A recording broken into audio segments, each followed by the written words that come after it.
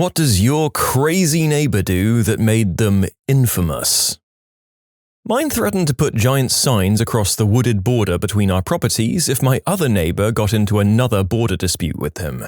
This was after stopping my excavator from doing his job, which was finishing grading the lot so that we could plant grass, and then threatening said excavator if he got over the property line. He was 50 feet away from the line and not taking down any trees. The neighbor finished his rant and then left without ever introducing himself. When he's not complaining to the cops about my neighbor, he's doing everything legally possible to annoy the cops themselves.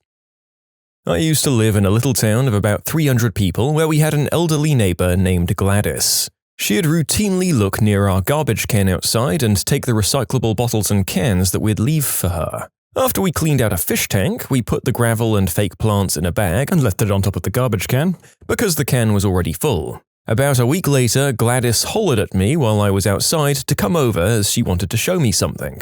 She had taken the garbage bag that we'd left and planted the fake plants along the side of her house. She said she wasn't really confident that they'd make it, but so far they seemed to be thriving. I could only nod and compliment her on her green thumb. She dug up my fancy flowers and replanted them in her own yard 15 feet away. Man, I felt this. My crazy neighbor took my new blueberry and raspberry bushes and stuck them in her yard. She replaced them with sticks that she found. I had a neighbor who'd sneak into my yard at night and roll up my sod. It would be laid perfectly the night before, but I'd get up in the morning and it would be rolled up just like it was when it came from the store. I finally got angry and spent the night laying by my back door with a baseball bat and a flashlight, ready to bonk the crap out of whoever it was. Sure enough, they came around 2 in the morning, and I stood up, turned the light on, and was face to face with 4 raccoons rolling up my sod, looking for bugs.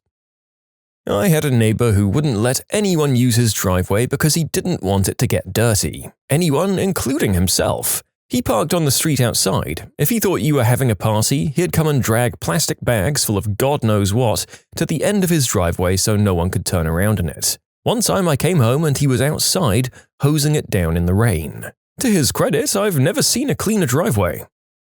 I wonder if this guy had the same ongoing need for clean concrete as one lady that the narrator used to bike past at 5:30 in the morning on his way to work. Every morning this lady would be on her hands and knees, scrubbing the pavement outside her house with chemicals and everything. My neighbor sits in his yard, hides behind his plants, and meows at people who pass by. He's not dangerous at all, but he's not right in their head either. His caretakers are his parents, and they seem to be very nice people. His dad once told me, he just likes to be a cat, and left it at that. I didn't ask any more questions. She has a penchant for going around sticking nails in people's tires at night. This has happened dozens of times to nearly everyone on the street, although she's slowed down since more people started installing video cams and motion sensor lights in their driveways. We used to have someone that would do this in my old neighborhood. We still don't know who the Vigilante was, but one night someone camped out and waited for him to do it again and pummeled him and left him bleeding on the street. Cue the ambulance and cop cars on the street at 3 a.m. on a Friday. He eats my flowers. In his defense, he told us that he's been doing it for years when he introduced himself after we bought the house. He also brought over frozen cookies in a plastic bag as a housewarming gift, but I wasn't sure what was in them. We share a side yard and he really is a great neighbor. Just an older, quiet guy who keeps to himself and eats my flowers. Comes over to my yard, eats the lilies raw, or brings scissors and clips the heads to boil and make jam. I thought that his particular foraging was interesting and quirky, so I planted a couple of raspberry, blackberry, and blueberry bushes 3 years ago when we first moved in, on the side that we share. I told him to help himself to berries anytime, especially before the birds do. The bushes have gone insane, and the entire side of my house is now a summer berry haven for us to share. Having a decent relationship with the guy I share a property line with is worth some dead-headed flowers. You know, we had one a while back that had a crystal lab in the home. Crazy fights, yelling at all hours of the night, the guy would wander around the hood of his head, and once he threw a Molotov cocktail out the second-floor window at another guy who was smashing up his car, screaming, "I'll frickin' kill you, motherfricker!" Those were some interesting times. Our neighbor pulled us over pretending to be a police officer, saying that we'd somehow broken the law whilst pulling out of our driveway and that she was going to call it in. She isn't a cop. I considered using my dashcam video to actually call it in, but we'd just moved, and I wasn't sure if she was the type of crazy to burn the house down or attack my dog. After chatting with the other neighbors, it turns out she's just the wannabe HOA president in my neighborhood with no HOA. So mostly harmless, just very annoying. He was hopping my fence during the day when I was gone at work to use my backyard pool. When confronted, thanks to a snitch neighbor, he claimed he had an agreement with the previous tenant that he could use the pool whenever he wanted. Guess what? I'm not that tenant. I have a bunch of security cameras now. Well, I used to have a neighbor who was legitimately mentally ill, although I don't know his actual diagnosis. His truck wouldn't start one day due to a dead battery, and he told everyone on the street that another neighbor was stealing the electricity. He knew this because of the way this guy parked his vehicle. Obviously, it was sucking electricity from the ground for his battery, which drained the car batteries near him. Many times he had run down the street and warned everyone to hide their valuables because Japan was invading. He wasn't on substances, but he did take medication for his mental illness, and everyone on our street could tell when he stopped taking it. Whenever he'd start saying completely irrational things, we'd remind him to take his meds, and he'd thank us and go home, presumably to take it. He lived alone, and he was getting older, so I think he had a hard time remembering. There were many, many more incidents. My guy jumped in front of my car while I was driving down the road to yell at me for going through his trash at night. I told him it was probably raccoons. He refuses to believe it to this day. I used to live in an HOA. One of the members of the board lived across the street from my neighbor and I. He sent a letter to us saying that we all have to mow the lawn on the same day, at the same cut height, and in the same pattern to create uniformity in the neighborhood. My neighbor and I intentionally cut on different days and in opposite patterns just to annoy him. We have one who took my parents to court because he lost in our HOA chairman election. Some people just have too much free time. There was this one crazy woman in my old neighborhood who used to pretend she was a cop all the time. First encountered her screaming at the post office staff because she'd arrived past the pickup time and they couldn't guarantee her letter would be in tomorrow. There was almost an hour of her just pitching a fit while they opened the other counters around her. "Do you know who I am?" and all that stuff. Second time I encountered her, she had cornered some poor child on the bus and was telling her she'd have her arrested because she was a police officer and she didn't like the way the kid was eating a bag of crisps or whatever. Real invective stuff. I stepped in and politely asked if the child knew this whack job, at which point the lady backed off. Anyway, I guess she saw me leave at my stop because I woke up the next morning to find my garden all torn up. Total weirdo. I was dog-sitting, probably about 16 years old. My neighbor charged into the house while I was there with a gat, pointing it at my head while on the phone with the owners of the dog, claiming, "There's an intruder! Real life ain't Call of Duty. I remember you, Daniel. Frick you. Seriously." My sister's neighbor reported my sister to the police because her kids were playing in my sister's garden. Not for the usual reasons like too much noise, etc. Nope. Because a volcano in Italy had erupted and the radiation would hurt the children. My sister lives in the UK.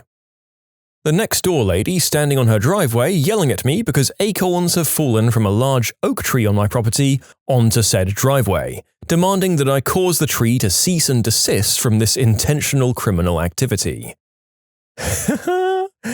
Okay, thus far we have kind of a balance between the mentally ill and the people who are just intensely bored or lonely, plus a cocktail of these most likely. We can only really help that the former people get the treatment and understanding they deserve, but the latter really just need to get some damn hobbies.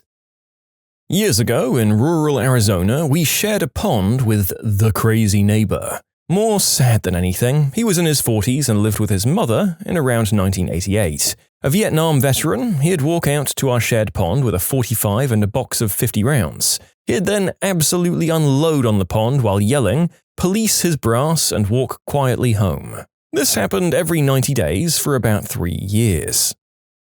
This woman lived next to us who needed to have the police called on her at least once a week. She'd scream at her roommate at all hours of the night, go into a drunken and sometimes substance-filled stupor, and then scream at us while tripping out as we sat in our backyard. More than once I had to kick her out of our home because she walked in unannounced, beer in hand and drunk as ever. One time I called the cops because she was screaming about killing someone and rolling around on her front lawn. Another time I received a call at work. One morning as I worked the third shift, my girlfriend informed me they had to evacuate the house because the neighbor's garage was on fire. It turned out either she or her roommate had done it while doing substances or smoking in the garage.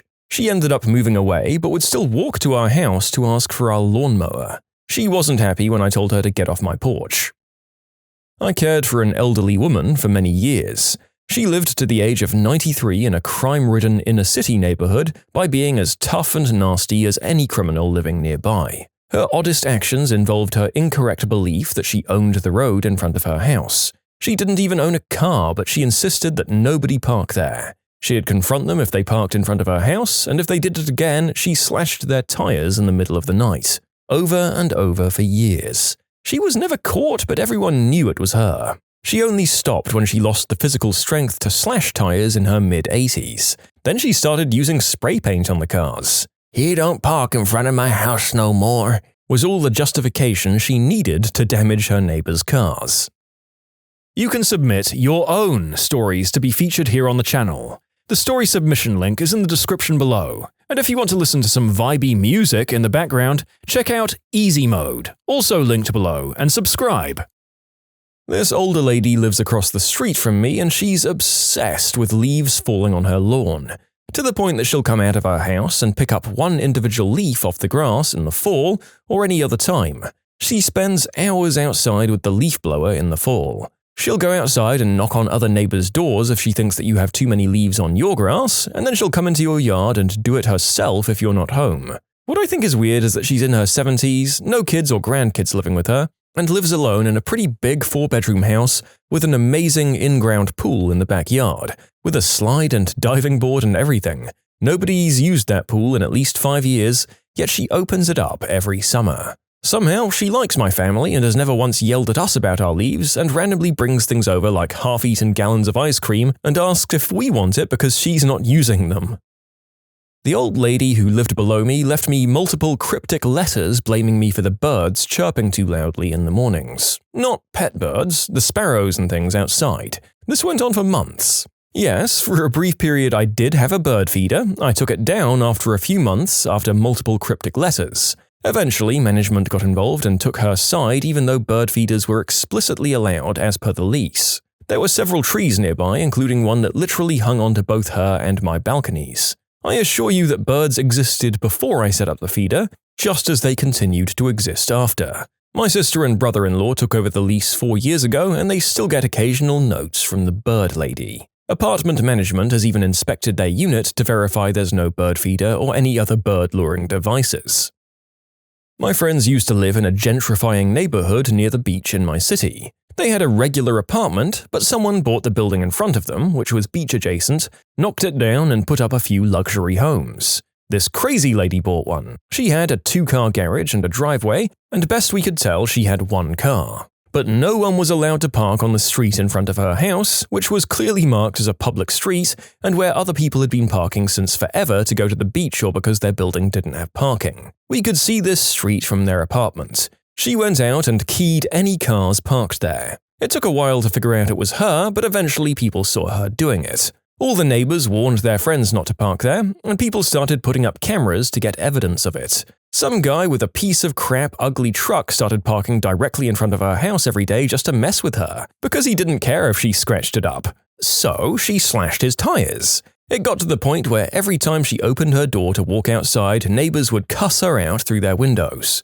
One night, she went out in the middle of the night and painted the entire curb on that street red. Someone got it on video, several neighbors called the city, I think she got a talking to and a fine, and she had several insurance claims pending against her from damage to other cars, and she finally stopped. Everyone still hates her though, even new neighbors who had told the story from older residents. When I first moved in, my neighbor walked into the house unannounced. When my wife gets home, sometimes she wants to stay in her car having a phone conversation. The neighbor will come out and walk down the side of his house, checking his sprinkler controls, and look at my wife. He has 2 huge bushes he refuses to cut. It blocks our view backing out of the driveway. The fire department came by to clear trees and bushes around the fire hydrants, and he came out and yelled at the fireman, "This bush is older than you." Needless to say, I hope there are no house fires. We bought a house, and on the day while we were unloading the first truckload, the neighbor came into our garage uninvited and started telling us what trees on our property he wanted us to cut down. Not the craziest, but the frickin' audacity of some people. Well, nice of him to let you know what you were in for, and that you should probably avoid him going forward. At least you knew from that point on to brace for crazy and dive inside every time you saw him. We've had an arrangement with our neighbor for 20 years now that she can use our paddock to put her horses on.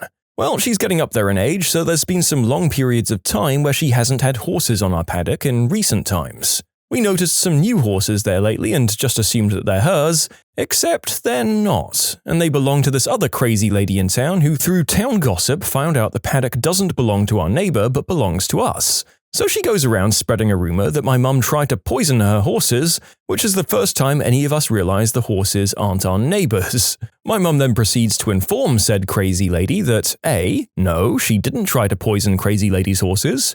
B. There's nothing poisonous in our field. C. If she keeps spreading rumors, mum's going to call the cops. And D. If she ever puts her horses on our land again, ever, mum's selling them or calling the SPCA for abandonment. Crazy lady then proceeds to become even more crazy and starts lurking outside our house, taking photos of us and our paddock, and then gets caught going up random people's driveways through our small rural town, taking photos of their kids. She's since been spoken to about this behavior by the cops, and it seems to have stopped, but damn, she is a weirdo. The stupid thing about this is that our actual neighbor is the one who has the crazy lady nickname throughout the town, purely because she prefers animals to people and comes across as a little impatient when dealing with them. But we've always got on well with her, she just isn't a people person. She stalks us. Like every time I get home, she'll walk outside and tell me I was either 3 minutes later getting home this time or that I'm 2 minutes earlier and then ask me why. One time, my friend and her sister came to pick me up. The neighbor was against her window with her hands and face pressed up on the glass, trying to look at who was coming to pick me up. My friend and her sister were so terrified they called me telling me to hurry up because a crazy lady was staring at them through the window. And I replied, "Oh, that's just the stalker neighbor." Yeah, it was a funny day. Not sure if this counts as crazy, but I have this neighbor who's part of a spiritual organization called Brahma Kumaris. Every time someone in the neighborhood is going through rough times, especially deaths in the family, she goes to their house and instead of offering condolences, she preaches about how they should join this organization and things will be better. She doesn't acknowledge anyone the rest of the time except the time when someone dies or a new family moves into the neighborhood, to whom she preaches and gives books written by leaders of her organization. Cult! Had severe anger issues and yelled at anything or anyone he didn't like on the street. A few years ago, he had a road rage incident, and when he started banging on the other car's windows, the occupants got out and beat him soundly. During this, he had a heart attack and now barely has enough mobility to walk to the mailbox and back, so he doesn't yell anymore. Okay, so R1 murdered another older neighbor lady, beat her to death with his bare hands. In the middle of our townhome complex. Well, it was actually her daughter and granddaughter that are my neighbors, but she was visiting them like she does every week. The next thing you know, detectives are knocking on my door, seeing if I know any information about him or the incident. The only thing I do know is that he was always arguing with other neighbors. I looked him up on Facebook after the detectives left, and he had posted he was going to kill her 30 minutes before he was going to do it. Took pictures of her car and her daughter's house and posted it on Facebook with her address saying, "I'm going to get the B word." And then it happened after the post. Got the red-headed old B word. It's just crazy to me that at 5:30 p.m. in broad daylight, just a couple of yards from my door, he killed someone and no one saw it happening. My neighbor was an 85-year-old widow that lived alone. She had 2 vehicles, a car and truck, and over the course of a few months, I realized that she was no longer parking her car in the garage like she had for the many years prior to that. Then suddenly the truck wasn't being parked inside the garage either. Turns out she no longer had room in her garage to park her vehicles because she was walking down to a residential construction site about a block away every evening, and she had grabbed 2 2x4s and bring them home. She had over 500 boards stacked in her garage, and when she was questioned on what she was going to do with them, she didn't have an answer. Oh, and some bonus crazy neighbor stories. I drove 16 hours straight, pulled into my drive, and crashed on my couch immediately. I must have left my garage door open because I woke up to the neighbor lady shaking me to see if they'd missed my newspaper delivery that morning as well. The neighbor lady thought I didn't clean up after my dog in her front yard.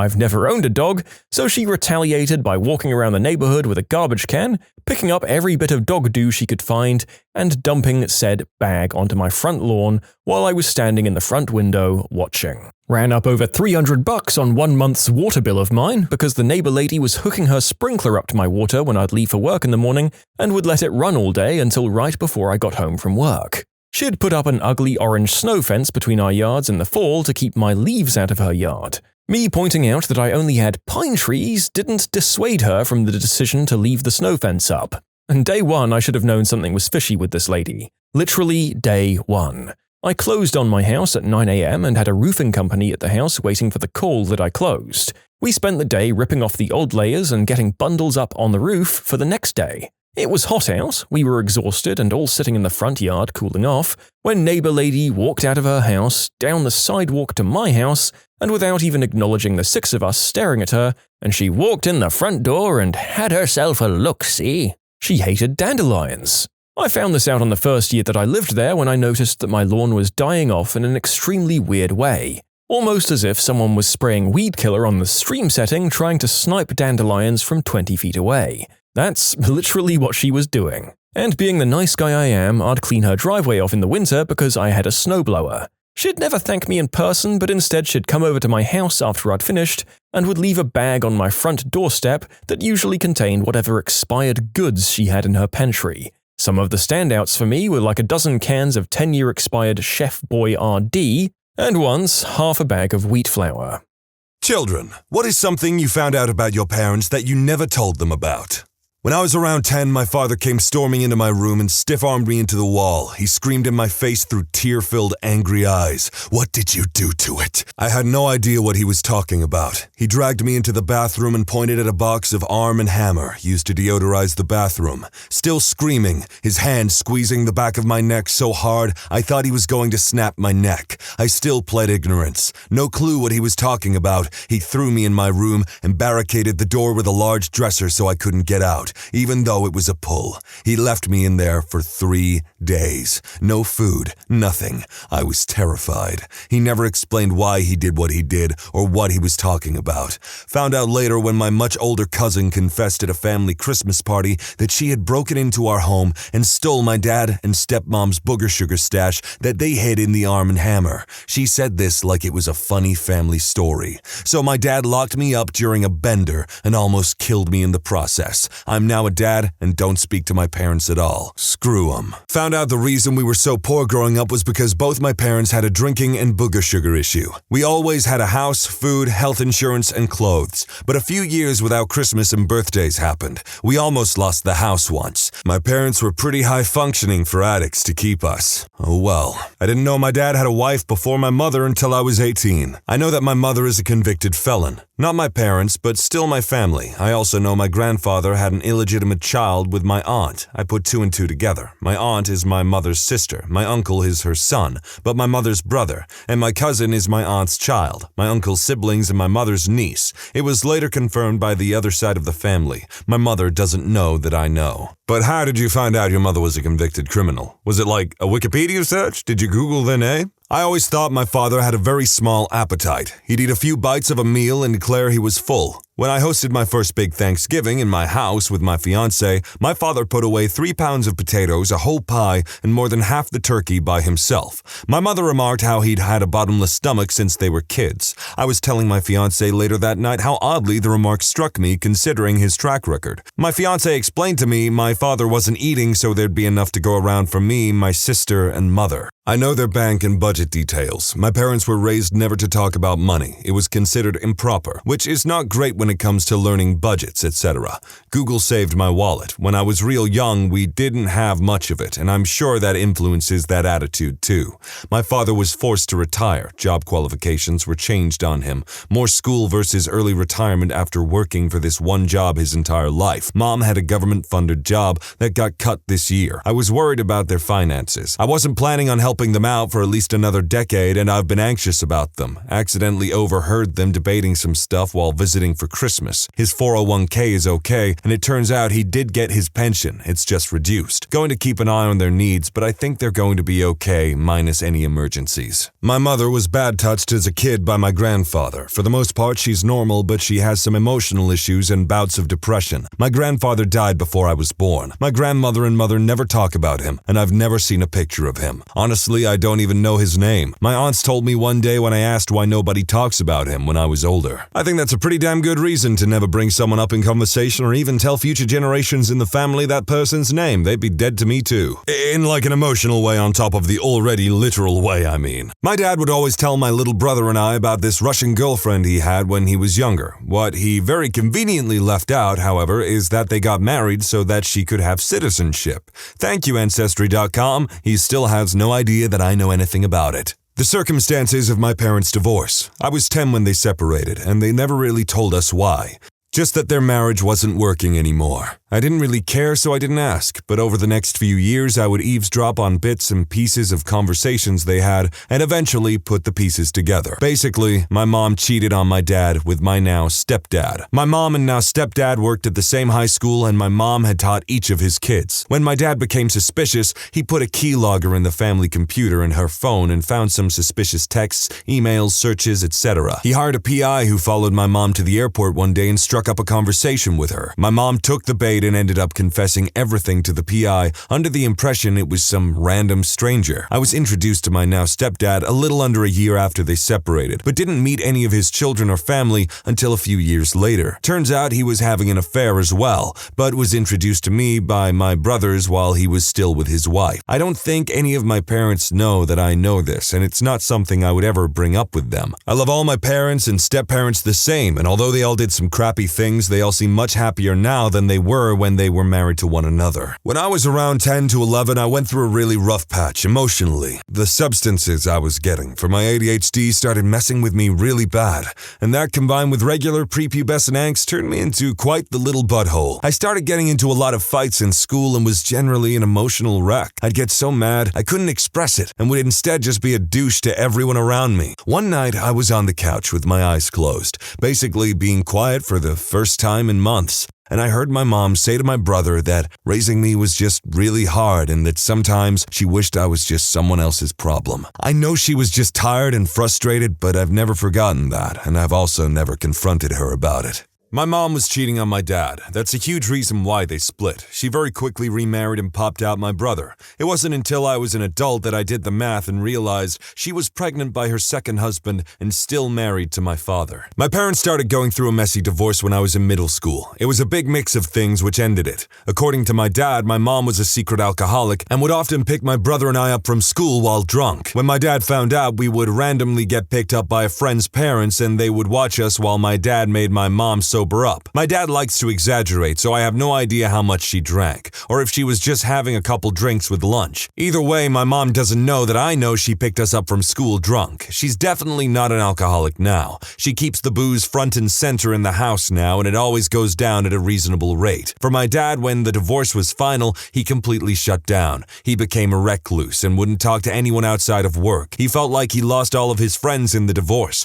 but I could tell something else was bothering him. He never really recovered from the divorce and still only interacts with me, my brother, and his siblings. The divorce was finalized about 8 years ago. I was talking with my uncle, my dad's youngest brother, who roomed with him in college. Saying how worried I was about Dad being lonely as he approaches 60, my uncle told me to never tell him I know. But apparently my dad was engaged to another woman when he was in college. They had been engaged for 6 months when my dad contracted gonorrhea from his fiancée.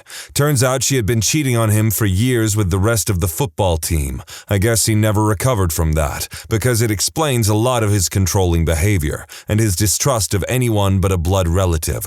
I always want to tell him I know and that it's okay for him to talk to me about what happened, but I also don't want to betray my uncle's trust and ruin one of my dad's last good relationships. He recently found out his sister and mother were keeping a small secret from him and threatened to never speak to them again. He has a lot of trust issues and abhors being lied to. I found out my dad had been cheating on my mother for most of their marriage with a large number of different women over the years by following Wireshark tutorials on hack forums as a teenager. We're a middle-class suburban family and I have 3 siblings. My dad does all the work and my mom is a stay-at-home mom without a lot of payable skills. Telling my mom would ruin her and the family. They would either divorce or my mom would stay quiet to keep the quality of life for her children. Either one has no positives for me, my mother, or my siblings. My youngest brother is graduating high school soon and the rest of us have moved out. I have a very large amount of evidence compiled and I'm planning on anonymously giving it to her in a few months. I can't lie, I don't envy this man, the situation he's in or the decisions that he is making. I would not want anything to do with this. I mean, good luck with that. My aunt and uncle stopped talking to my parents when I was about 10 years old up until I was 18 and I reconnected with my cousin, their son. It hurt my parents that my mom's brother and his wife stopped talking to them for, as far as my parents were concerned, no reason. When me and my cousin became friends, our parents started talking again. Once I was talking to my cousin about it and he told me that his parents stopped talking to mine because my parents didn't buy big enough presents for my cousins, even though they were well off and my parents at the time were pretty broke. I've hated them ever since, though. I would never tell my parents this, as it would hurt their feelings, but F you, Steve, and F you, Lorraine, for being a pair of materialistic little douches. Also, Lorraine, my cousin told me that he walked in on you doing it with another guy, so you're also a cheating harlot. Have a nice life, buttholes. I went through the DirecTV history on my parents' TV. I wanted to find the name of a show my father kept telling me he loved so I could buy him DVD copies. Instead, I found a bunch of GGW PPVs. My father, the man who taught me how to illegally download media, buys his smut through pay-per-view on his cable provider. I was so embarrassed I could never bring myself to tell him. I'm terrified he might have to commit the Irish Catholic version of seppuku. My dad thinks my mom is insane. He regrets his entire relationship they had since they were teenagers. That's not it, though. My dad is even more messed up than my mom. He has serious emotional issues. Being in prison tamed him in the sense that he doesn't feel in the position to act on his impulses, but he has them still. I see it. My mom and dad had an abuser-victim codependent relationship made in hell. She says she stayed for the kids, but the whole reason why she had us in the first place is because she was trying to chain a man to look after her. She is incapable of taking care of herself to this day. My dad thinks I'm exactly like her. He also won't say that. He really doesn't like me and I used to be scared he would do something to me, but he won't do anything now because 1, he's old and needs someone to take care of him. He knows his wife would leave him in a heartbeat. Contrary to my mom, she doesn't actually need him. 2, I am diagnosed mentally ill and as far as he's concerned, I am totally crippled, which pretty much guarantees that I'll either stay by his side until he dies or will run to the first douche that can financially support me. They don't know that I know why they did all of that. It's pretty sad. They are both so afraid of being old and alone. We were apparently much better off than I knew when I was a kid. I never thought we were poor because we didn't go without the basics, but I was constantly told we couldn't afford things my mom just didn't want to spend the money on, so I was in the hand-me-downs from church members until high school. Wasn't allowed extracurriculars that had added costs, so no sports or Girl Scouts, that sort of thing. When I started working in high school at 14, my parents stopped paying for pretty much everything except my health and car insurance. I bought my own food, clothes, phone, etc. Never mind that my younger brother got to do anything he wanted and mom still pays for his car payments. Definitely not the end of the world, but it gave me a weird complex and I still have troubles budgeting and rationalizing extra purchases. Maybe some parents in the world are just fine with being really open about who their favorite kid is in extreme ways. Or maybe your mom woke up on the wrong side of the bed the day you were born and they've just been internalizing that anger for your entire existence. I ain't got a clue, but you certainly have my sympathies. When I was 15, I was broke and looking around the house for spare change. I was home alone at the time. I looked in my parents' room and found a metal box with a padlock on it. My curiosity got the best of me and I looked around for the key. I found it and unlocked the box. There were letters and a journal inside, written by my mom. They were what she wrote in for therapy. It turns out my mother had 3 miscarriages before having me. I have an older brother and we're 7 years apart. I don't think he knows yet. I don't want to tell him, really. The letters made me cry my eyes out. I'm a mama's boy. All 3 of the miscarriages were going to be girls. She wanted a daughter named Mary Catherine. After she had me, she had to have surgery and was infertile afterwards. I always felt sorry for my mother since then. If I get married and have a daughter, I think I'm gonna name her Mary Catherine. I don't like being accusatory, but what were you going to do if that lockbox had money in it? I wanted to record a video for YouTube. I was covering songs and wanted to do a bit of a higher quality video this time. I knew my dad had a cool old camcorder somewhere, so I decided to poke around to find it. I find it under my parents' bed and think sarcastically, what if they had an SX tape on here, LOL. My parents are not the type, I thought, to do something like that. And it seems so, movie cliche. So my dumb butt rewinds the video and I'm confronted with my mother's woo-ha taking up the whole screen. Mentally scarred, I close the camcorder and shuffle back downstairs, trying my best to forget that horrendous mistake. They've got no idea I saw that. My dad was drunk once and told me my mom was boring in bed. This was a couple years after they divorced due to him finding another woman. Still, gee, thanks, Dad. I didn't need to know. My dad left his emails open one day, and with me being a snoopy 9-year-old, I had a look. Turns out when he visited his home country, he had an affair with his ex-girlfriend and was now having asexual conversations with her. I never told my mother, but 3 days later I was notified that they were getting a divorce. I know my mother is scamming money from a pension she should no longer be getting. She also took hundreds of pounds worth me and my brother were entitled to until we were 18. Both moved out at 17. And to top it off, she then took mine, not my brother's, only mine, bank fund my father put away for me before he died. They have a lovely car and home and excess money, and when I asked them for help, they never did. My brother asked and he got to move back home and got invited round for dinners. I know I was treated differently because I had a daughter and my stepdad hates kids. I found out my dad was a paranoid schizophrenic one night when I overheard my grandma praying for him. She thought I was asleep. I was like 16, but genuinely thought that his behavior was the most normal thing in the world since I had grown up with it.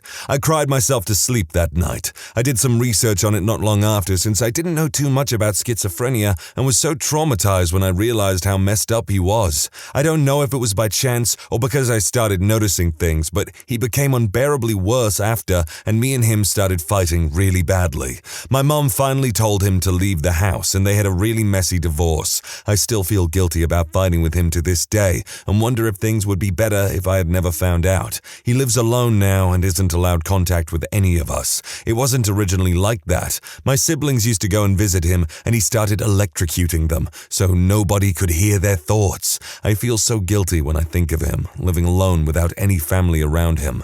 I've never told anyone that I found out through my grandma, but my mom still has never spoken to me about it. Now that I look back on things, I'm 24 now, I realize that she was being emotionally abused by him. It was just so normal to us, we never even realized. I know my mom used to do booger sugar and may have been to rehab. It's super weird because she and my dad became hardcore evangelicals before I was born and my mom has never alluded to her previous lifestyle. It's kind of annoying because throughout my teen years, she acted like my curiosity about everything was just wrong and she didn't understand why I would think to involve myself in it. She always acted better than me, and I know she would be really mad if she knew that I knew. Some people are just really weird and can't accept or let other people know that they at some point have made mistakes in their life. A laptop that was handed down from my dad to me and then to my sister had some disturbing court documents buried real deep about my real mom on it. It was regarding the custody battle and there were numerous accounts of our mom trying to cause physical harm on us. We were too young to remember any of it, but one of them was about how my mom drove our Bronco into a lake with my sister in it.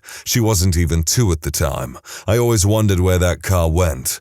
Both my sister and I have just never said anything because we know how hard it was and how long it took for our dad to get custody, and the amount of crap he went through we'll probably never understand. My dad wasn't a virgin when he married my mom, even though she thinks he was. I also know he's cheated on her twice, at least. All of my siblings know as well, but none of us have told her. She's completely against divorce because of her religion, so it wouldn't make her leave. She'd just be miserable. Well, more miserable than she already is with him. Got a whole lot of infidelity going on here in this topic, and on the ones that I haven't read, a lot of hardcore you-don't-want-to-know fetishes. I'm the eldest, but only because of something that had happened to the one before me. My old aunt called me his name before correcting herself and telling me a bit. When she realized I actually didn't know, she shut up and wouldn't say another word. All I know is that my entire family knows, but they refuse to tell me anything. And they tell me to drop it because it was some traumatic event that my parents don't ever want to talk about. My dad apparently gave my uncle on my mum's side a black eye just for mentioning it, and Dad's pretty calm and cool-headed. I'm 19, my brother is 17, he doesn't know, and this will be a mystery until the day they die and I can dig out the information from someone else. I found love letters from my dad to my mum. I read 1 or 2 sentences. The one that sticks with me is he said he wanted to pour champagne all over her body. Then thought, holy crap, this is personal and gross, and put them back. The sad thing is they frickin' hate each other now. My father passed before I was born. Just yesterday, a buddy was telling me he was able to go back 6 generations using the Find a Grave website to find out his ancestors' names. I thought cool, as I've never met my father's father and didn't know he was still alive. I share his name. I find my father's page, but unfortunately there's no link for parents like my friend's relatives had. Bummer. I do notice, though, that there are several posts to his memorial page, so I go there. Apparently, my mom goes there at least monthly, sometimes more often, and posts how much she misses him and how she wishes he were still alive, etc. She has been with my stepfather, who for all purposes is my father, for many, many years. She lives in a different state and can rarely get to his actual grave. I never felt so sad for my mom as I did yesterday afternoon, but I'll never bring it up. I did call her, though, to chit-chat and gossip a bit, though. Check on your relatives regularly. Unless you've got beef with them, of course, in which case you do you. Not my parents, but my friend's parents. A long time ago, he had a few of us over for late-night games and pizza. My buddy Mike asked me to come into his parents' bedroom, which I thought was weird, but I'm 12, so who cares? He pulls open the bottom drawer of a large dresser, and he takes out what I thought was an elephant mask. Turns out it's an electronic elephant head with a thong attached, and there's a little crevice in the elephant's trunk where you can put your you-know-what, and when the mask is turned on, the trunk moves up and down as it makes elephant noises. Not that it really bothered me, but I never looked at his dad the same again. A huge part of why I left home was because of a call I heard from my mom. When I was in high school, my mom would pick me up after school from one of 2 places that sounded similar and started with the same letter. One day I went to the wrong place to be picked up, my grandmother's apartment, instead of a shopping center. My grandma, who always loved causing fights in our family, took a call from my mom on speakerphone with me in the next room, where my mom called me a devil child, a worthless B-word, and said she never should have tried to get me back from child services after I was taken away because of her abuse. I knew she thought that about me, but it really helped me realize that all her talk about keeping fights in the nuclear family was so she could misrepresent my abuse to the extended family. I also realized that my mom must have done this fairly regularly if my grandma knew to have her on speakerphone instead of taking the call on a phone as normal. It pretty much solidified that my mom had no positive feelings for me and was only keeping me around to further abuse and manipulate. My dad lied to my family for 25 years about having fought in Vietnam. My whole life, he and my mother insisted that he had endured horrific traumas as a young man. However, after they got divorced, my mother mentioned this to his sister. His sister insisted that he had never been in combat and that he had spent his military career in Hawaii. She went so far as to have my father's ex-wife, who knew him at the time, call my mom and confirm that during that time he was in Hawaii. Other bits and pieces began to make sense, and it became clear that he had lied to my mother about his experience in order to manipulate her. I've never told him that I know this because I'm worried he will lash out or maybe self-delete himself or something. At the end of the day, though, it is kind of a relief to know that he was never in any harm. Parents who dislike, hate, or resent your children. What happened? My son told his friends that I was abusing and bad-touching him because he wanted the attention. We were very close. Child services were called and then the police. He stuck to his story. I don't hate him. I never could. Sometimes I'm very angry, but mostly the betrayal gets me. I would never have believed he would do that. After several awful months, I think it's going to be all right legally, but the legal fees and stress has been overwhelming. Things will never be the same between us. He is a teenager, by the way. I remarried a wonderful man, my soulmate, about 2 years ago. I have 2 kids of my own, one son and one daughter. One is 14 and the other is 21. He has a daughter. She is almost 8. We met when his daughter was about 3.5. It's bad to say, but personality-wise, she hasn't changed very much for the last 4 years or so. I don't necessarily dislike my stepdaughter all the time. I have just had to distance myself a bit. She has no manners, no respect, she's spoiled and will whine until she gets her way. For example, I overheard her tell her great-grandmother to shut up. I also heard her tell her mom, "You are the most disgusting person I've ever met." When they scold her, she always tries to say she was just joking, and then she will start to cry and saying nobody wants me around and stuff like that. I know this is turning into a long post and I apologize. It just has been building up so long. I try my best with her and I had such high hopes for a close relationship with my stepdaughter, but I have found that our personalities clash, and I am used to having respectful kids. My husband tries his best to make her act right, but every time she goes back to her mom's or her grandparents, it gets worse. They give her everything she wants, no matter what, and they allow her to talk to them anyway because she's still little and they may not have any more kids and grandkids. So I don't blame my husband. I feel bad for him because he's tired of having to be the bad guy all the time.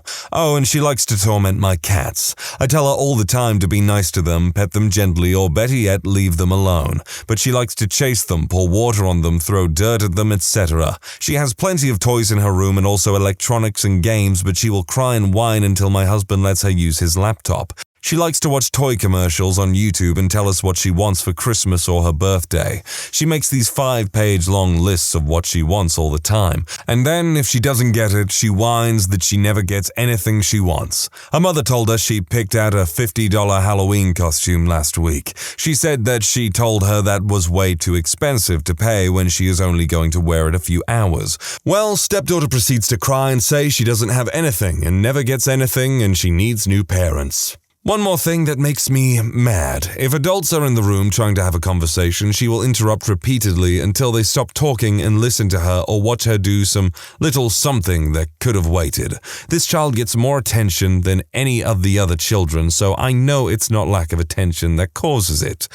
One more thing I thought of. About a year ago, I had my little granddaughter over at our house. She was about 9 months old at the time. Stepdaughter got caught trying to give the baby rocks. Well, we all got on her and tell her how dangerous it is to give the baby rocks. Babies can choke and get injured or even die. All that. Well, a few minutes later, I catch her putting the rocks in my grandbaby's pocket and I go mental. After telling her she could choke and die if she gets hold of a rock, she is putting them in the baby's pocket. Just one more example that there is something not right with this girl. When my wife was pregnant with our first and only child, we knew before birth that she was at high risk of Down syndrome because the gene was quite prevalent in both of our family histories. We both got tested and the doctor told us that our daughter had over 80% chance that she will be born with Down syndrome. Our marriage up to this point was happy and wonderful. We dated for 9 months before getting married and were more of partners than a couple. Everything we did, we decided together. We bought our own business, which didn't cause any fights, but rather we thrived because she was good at what I wasn't and vice versa.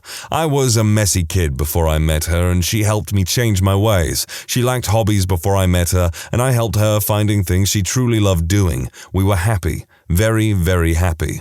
The doctor told us that abortion was a viable option, but we needed to decide within a week or it would be too late. I knew right away that I was for the abortion, but didn't know how to bring it up. When we finally did sit down and talk, I brought all sorts of articles and books on kids with Down syndrome. I tried to show her rather than convince her of how hard our life would be if our child actually did have it. It was going to be hard for both of us to have a healthy child, let alone one that needed far more care. We were both busy and happy. She didn't want to take that option, and there was nothing I could really do to change her mind without really making her mad and ruining our relationship. So reluctantly, I went with it. As luck would have it, our daughter was born with translocation Down syndrome. Only 1% of all cases of Down syndrome are that, and it has a lot to do with hereditary conditions. I don't want to go into how bad our life became. I really can't even handle typing it out. My wife had to quit her job, which she adored. We had to move to a smaller house after a year and a half because of the medical bills. When I came home from work, she was too tired to talk or even see me and went to bed, and my entire entire 5 hours of free time every single day we spent caring for our daughter in some form or another. I didn't see my friends for 9 months, missed my cousin's wedding because we couldn't even think about traveling. Everything changed, and everything changed for the worst.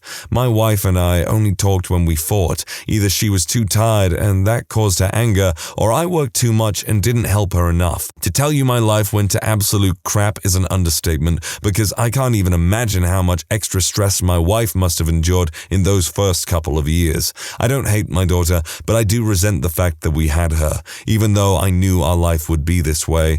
I go to the park sometimes and sit and watch all the happy fathers play with their kids, watch them throw balls around or just run around the jungle gym. That's the life I wanted, that I dreamed of, but I will never have. My wife and I are still together because neither wants to burden the other by leaving. I ain't even going to take a side on this one. I think if you're going to have a child, you need to have absolute open honesty about your feelings of what's going to happen and all that stuff, but I'm not really going to touch this one too much. Not my child, but my husband's youngest son from his first marriage. I don't hate him. I care very much for him, but he is impossible to like. He's 12 and completely incapable of entertaining himself in any way. If he isn't pacified with television or some other electronic device, he's wandering the house being as loud and obnoxious as possible because bad attention is still attention. If you give him attention or try to find an activity to do together, he'll simply try to use that as a bargaining chip to get something else he wants later. He will do anything to play video games, and if you allow it, he will play all day without getting dressed or eating. He will also pretend to be sick to stay at home from school to play video games. He has a time limit but will lie and sneak to try and play longer. Taking away these things does no good. He'll continue to be an obnoxious, annoying little poo until he can play again. Sometimes I let him play so he will stop bothering everyone in the house. He's a chronic bedwetter, so he frequently smells like urine. He's got issues with pooing his pants sometimes too, and swears that he has no idea when or how it happens. He's been to numerous doctors and counselors who tell us to give him fiber. He's been instructed to change out the dirty clothes and put them in the wash, but he won't admit to it. Instead, he soils his pants. He'll often hide them somewhere until his disgusting cache is discovered and he gets in trouble. His punishment is usually a video game ban, but his behavior never changes. I love my husband more than anything, and his other kids and my kids are no issue at all, just the okay youngest. I feel like a monster. Oh yeah, some kids just do not have any mind for cleanliness or anything. God, hiding your soiled underwear and stuff like that in a cache, that sounds just ugh. This may be my deepest, darkest secret ever, and even now it almost brings me to tears to type this. One of my children with mental illnesses has been self-deletion adjacent and has survived numerous attempts. There have been times where I have had to sit in a chair in her room and watch her all night while she sleeps. Everything is locked up in our house. I keep cleaning supplies in my desk at work and bring them home only to clean and then take them back. Everything is a battle with her. It's embarrassing all the time we have an ambulance or cops come over. There is so much more that goes on. Anyway, I can remember one really, really awful period in our lives about a year ago where I honestly felt like she had not survived her attempt and that life for me and her siblings would be easier. There are a lot of days where I feel like I resent her inside. I just tell myself and try and remember that she is still the sweet girl I remember from her being a kid. What I resent is the person she is on meds and the depressed, self-harming person she is when not on meds. I don't dislike or hate my son, but I damn sure have some resentments every now and then. I have a 5-year-old with extreme behavioral and anger issues. They stem from a large dose of steroids required for a long period of time for a previous medical issue. I am not in the dark about these issues. I have a psychiatrist and counselor that we pay for him. However, no one is willing to do anything because he is 5. No diagnosis, barely medication. I have had to inpatient hospitalize my 5-year-old son twice. I have another child younger than him that was born around the same time that all of this started happening, and I just watched the difference between the two. I sometimes wish I had switched and had her first because the only reason I was trying again was so I could have a girl. I watch happy, functional families, and it makes me angry because we have been burdened by this. We can't travel, we can't go to parks or things of that nature because he targets other children, and I don't want to be that butthole mom on on the playground that just lets my son beat the crap out of other kids. CPS is now involved for the 4th time in 2 years because at school he cracked a kid across the head with a rock because the school refuses to give him an IEP because he is so young. My husband and I have tried every parenting book, behavioral therapy method, strategy, etc. Nothing seems to work. Some days I just turn my phone on silent because I know it's going to be the school calling me saying he won't sit still in class and keeps running out of the classroom acting like a butt. But I have asked them repeatedly for an IEP and they refuse.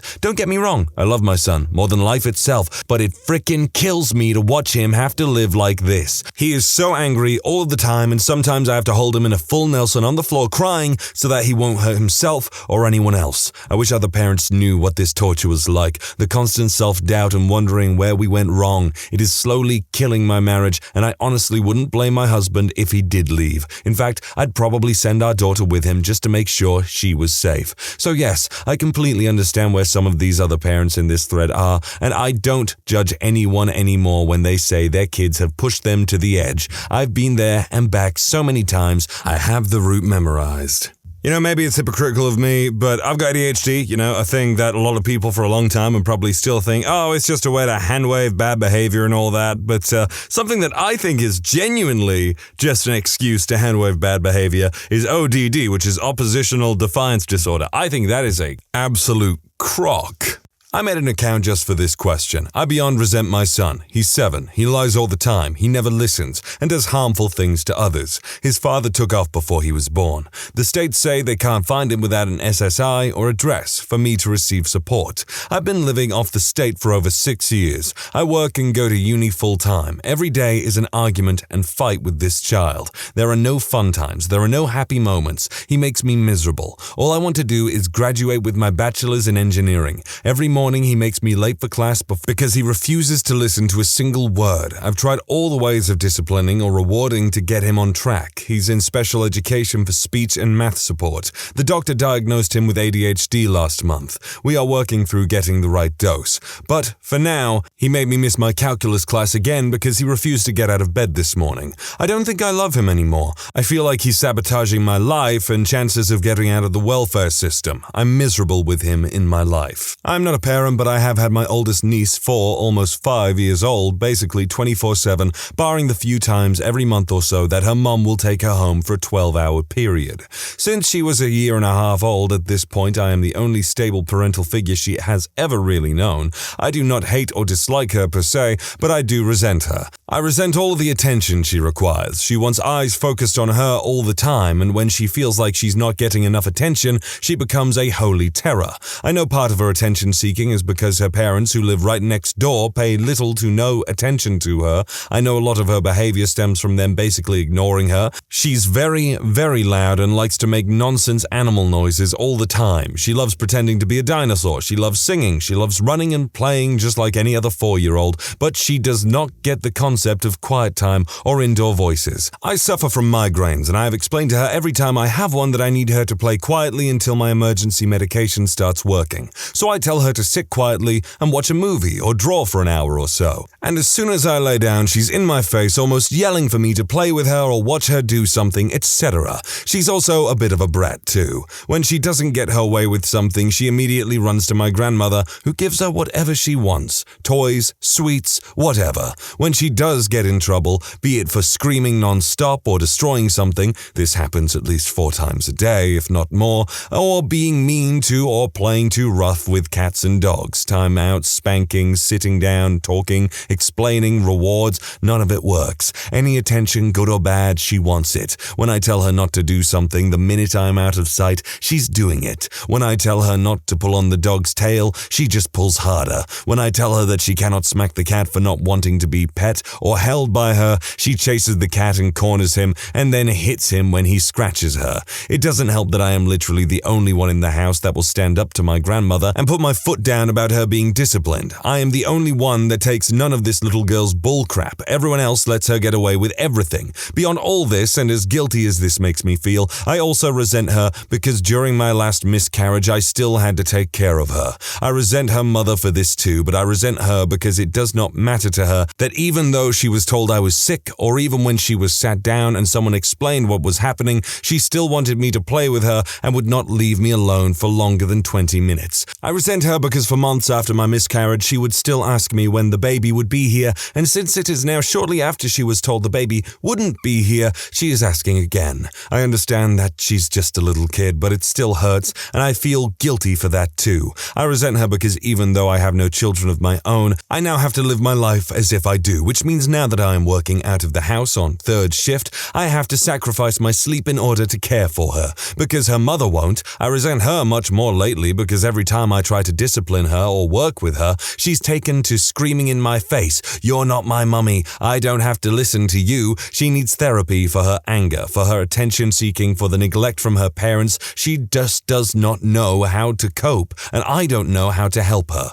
Don't get me wrong, I resent her mother much, much more than I do my niece. In fact, I would go as far as to say that I hate her mother for all of this, for screwing up her child, for ignoring her, for expecting me to care for her kid, while imposing rules for how she wants her child raised, and tells her that she doesn't have to listen to me. I hate her mother with every fiber of my being. Every time I have to comfort her when she's crying for her mom because she misses her. I love my niece though. I love spending time with her and taking her to the park and making meals together and doing art with her. I love taking her to the museums and carnivals and movies. I love finding things to do with her that will teach her something or discover something new. I love that every day I find out something new about her as a person, and I love that we are so close. As much as I resent her for demanding my attention above everyone else's in the house, I mean, I live in a 3-bedroom house that 9 people reside in. There are plenty of people to play with. When I had my last miscarriage, I am also grateful for it. It would have been so easy to allow myself to wallow in the depression I fell into when it happened, but her excessive need for my attention made it to where I couldn't.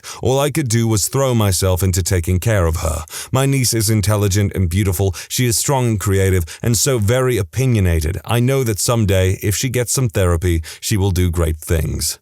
You know, I'm a strong believer in nuanced opinion, but some of these people writing about these kids just sound frickin' bipolar. Oh, I hate them. Oh, I resent them. Oh, but I love them and they're beautiful and they have such a great soul. I get it. You can easily fall into like disliking children very easily, you know. I get it. Parenting is the hardest thing, quite honestly. It's a huge frickin' sacrifice, whether they are disabled, like, you know, some of the other stories that we've heard, or like this, where it's just an attention-seeking kid. But my God, I just wish they wouldn't start with like as much as they like hate them at the start, and then it's like, oh, but it's all good, like, you know, they're great and everything. I just don't believe it at that point. I love my children to death, and I would never go back if I could, but I absolutely feel it is normal to have a moment here or there where you're not too thrilled to be a parent. It completely changes everything about your life, even when your children are average, let alone have disabilities that make things more difficult. My children have no behavior problems, no problems at school, no health problems, nothing like that. But it's still difficult. I still have moments where I am resentful, not necessarily of them, but of the loss of what my life used to be. It would be nice to not be a parent every once in a while, and I don't mean send them to grandma's for the day, because even when they are gone, you still have that responsibility.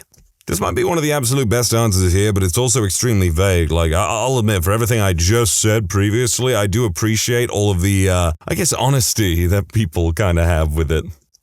I live and breathe sports and activity. His mother was a personal trainer and I was a gym rat. Our first date was on a climbing wall. We got married in a canoe. We took trips all around the world. We lived life like a travel brochure. Our son was born with cerebral palsy and AMC, which basically means the joints in his arms and legs are locked up and will never move or develop.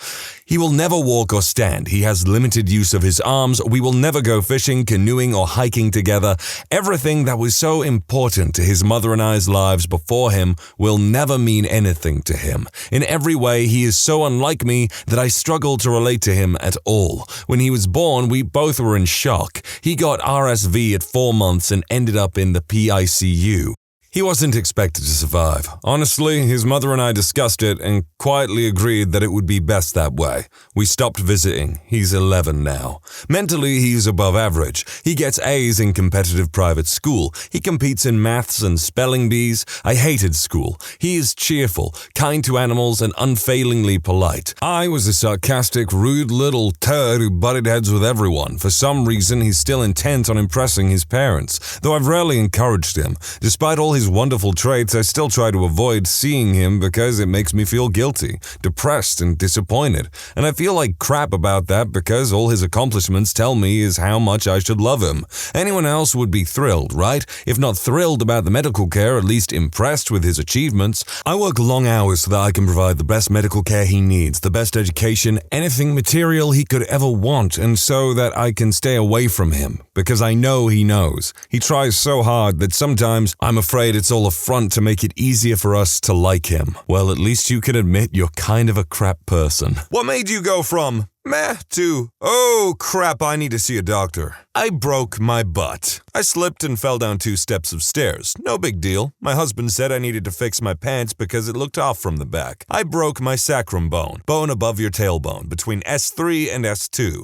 and it was sticking out. My doctor had to pop it in. There is nothing that can fix. I have a paralyzed tailbone. I can't feel it. I used to have agonizing leg pain and it would kill me to step sometimes. I chose to ignore it until I was scratching my balls one evening and discovered a lump. I was afraid I had cancer spreading and ran to the doctor. Found out I just had a weird growth on my nut that was not cancer. Leg still hurts though. 4 a.m. Drive heaving. Meh. 8 a.m. Kind of loopy. Have to catch my flight home. Noon. Get wheelchaired off the plane, escorted to connecting flight. 3 p.m. Landed in hometown, wheelchaired out to meet my girlfriend. 5 p.m. Shivering uncontrollably in a scalding hot shower. Abdomen pain so bad I couldn't even stand up straight. 5:30 p.m. Admitted to hospital, got scans and tests overnight. 7 a.m. Appendix surgery. Worst birthday so far. Worst birthday? I think the worst birthday I ever had was when I got hit in the legs with a baseball bat, like actually hit in the legs with a baseball bat when I was 10 years old. But at the same time, I also got a GameCube that day. So maybe not that bad. I passed out at work. I was in my late 40s and a heavy smoker and not much of an exerciser. After a crap ton of tests, my doc told me I had a mini stroke and if I really didn't want to see 50, to just keep up my bad habits. The smoke I had on my way to see him was the last one I ever had, and it's been going that way for 22 years. If you throw up coffee grounds and don't remember eating coffee, you are bleeding internally and should seek help immediately.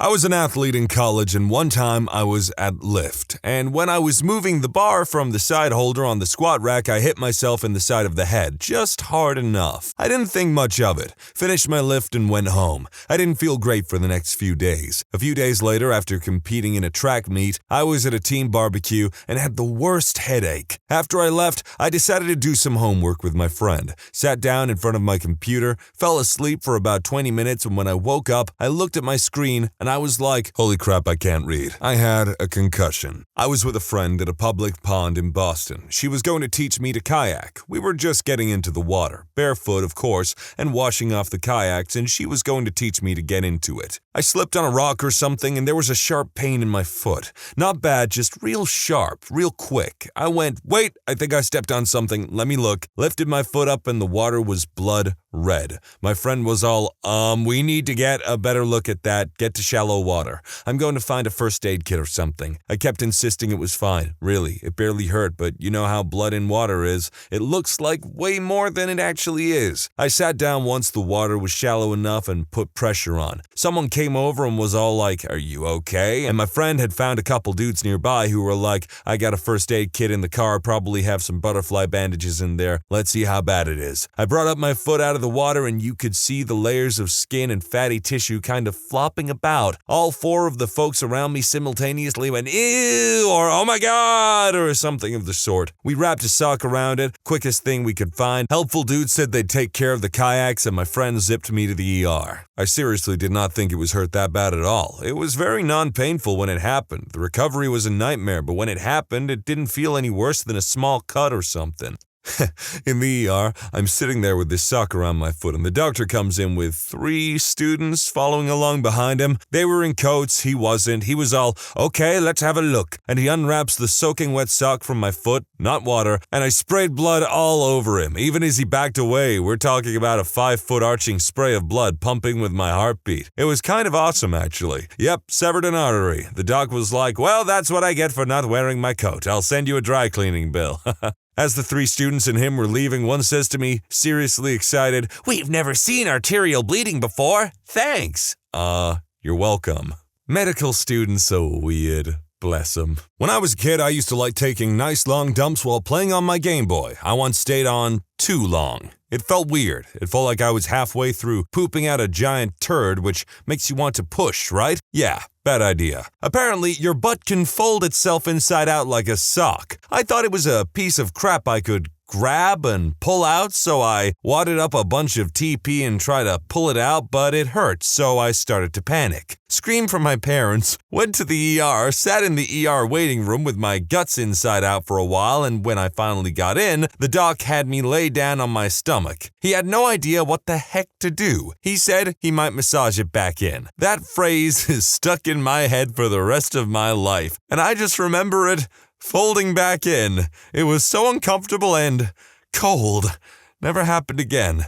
It's called a prolapse, and it's awful. That was really hard not to laugh all the way through, but yeah, there's a reason why you shouldn't stay on the toilet too long. One day I went from, my hearing is muffled in one ear, to, now I'm deaf in one ear, to, the room is spinning and I can't stop vomiting. Went to the ER real fast at that point. Now the room has stopped spinning, but I never did get that hearing back. Leg pain went from a nuisance to not being able to stand up. Turns out it was stage 3 cancer. If I had waited another week, I would probably not be around anymore. My doctors did several different types of scans on me. They ended up finding a tumor the size of a grapefruit on the base of my spine. A few days later, they removed it, and I further had 6 rounds of inpatient chemo and a further 6 weeks of radiation treatment. The cancer was called schwannoma neurofibromatocytoma, and yes, I still have my leg. It was basically the same situation as the movie 50-50. Hey, my ankle looks a little swollen. 5 minutes later. Hey, everything under my knee turned into a purple elephant foot. Also, my pee is blood. Kidney failure.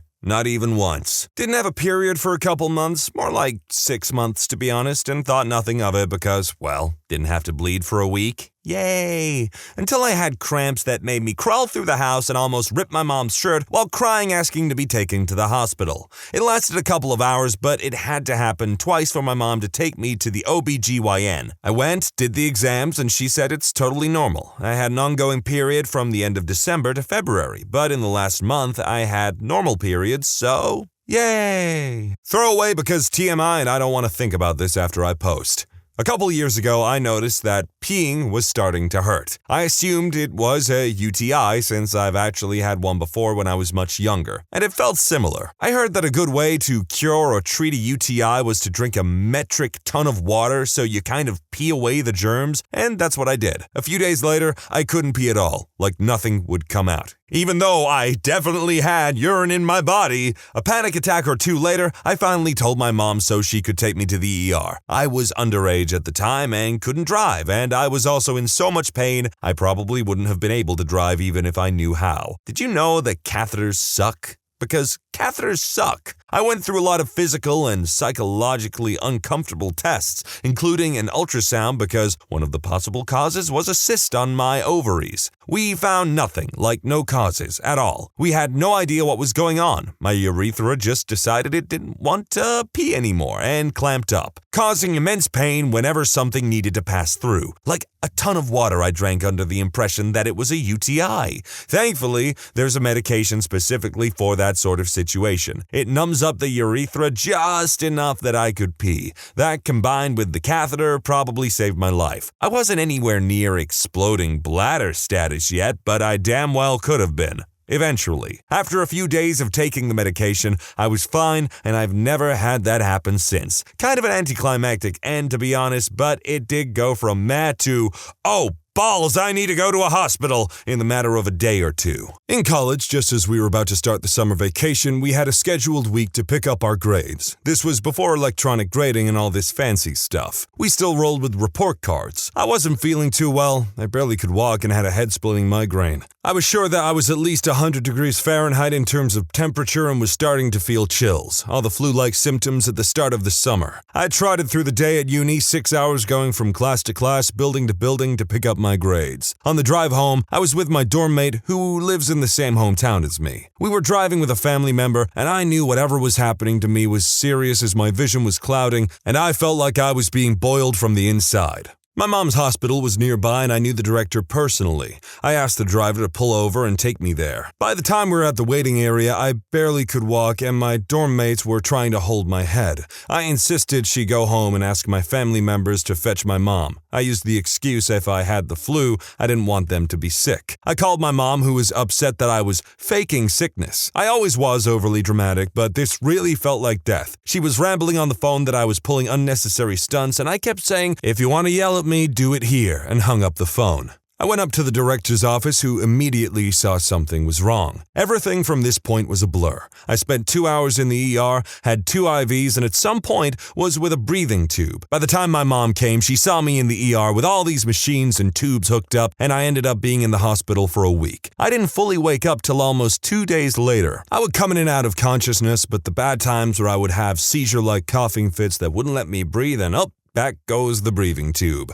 Diagnosis: walking pneumonia with bronchitis infection. I must have had it days before. After I recovered from a slight fever and ignored me coughing up a little blood, the event weakened my already bad lungs so bad it took me a long while to recover. Developed epilepsy in my 20s and couldn't figure out what's been triggering them. A year and a half later and on stable medicine, I'm going on 3 months without a grand mal seizure. I've never had or seen a seizure in real life, but I imagine that is awful to have that regularly. I kept my contacts in for too long, had a headache, and decided to sleep it off. Thankfully, I took out my contacts because when I woke up, it seriously felt like I was hitting the skull with a baseball bat. Any amount of light hurt so frickin' bad. Rushed to the ICU where they looked at my eye and said I had a corneal ulcer. So now, I have a very small scar on my eye. It doesn't affect my vision, but I totally learned from sleeping with my contacts in.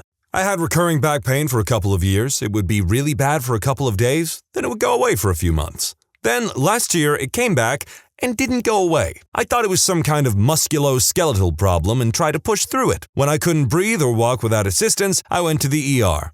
Both of my lungs were collapsing with 800 mils of fluid on each one, plus some around my heart. Doctors were surprised I was still alive. Bent down to pick up mail I had placed on my stairs, stood up too quickly and got lightheaded, and an hour and a half later I still didn't feel right. Lightheaded, racing heart, shortness of breath, etc. My dad had gone through heart issues less than a year before, and I thought my mind was convincing myself that I was in arterial fibrillation because he had lots of episodes of it, and I knew a thing or two about it. Go to the ER? Yep, a fib. Several hours later, and 2 ineffective chemical cardioversions later, I got an electrical cardioversion defibrillation. They knocked me out, did some cardioversions, and I came around in less than 4 minutes. Woke up feeling like everything was normal again. They kept getting stronger, so I kept popping with Gravel, Pepto, and Advil. One morning, I woke up with searing headache pain and reached for my extra-strength liquid Advil, and the bottle was empty. I polished off the whole bottle in less than a week. That's when I realized it was really serious. Turns out, it was a brain tumor. Luckily, surgery fixed me up. When I googled what does throat cancer look like, and a bunch of pictures similar to the fleshy lump in the back of my throat came up. About to sleep, and my tooth is feeling weird. Hurts a little, but nothing I can't sleep through.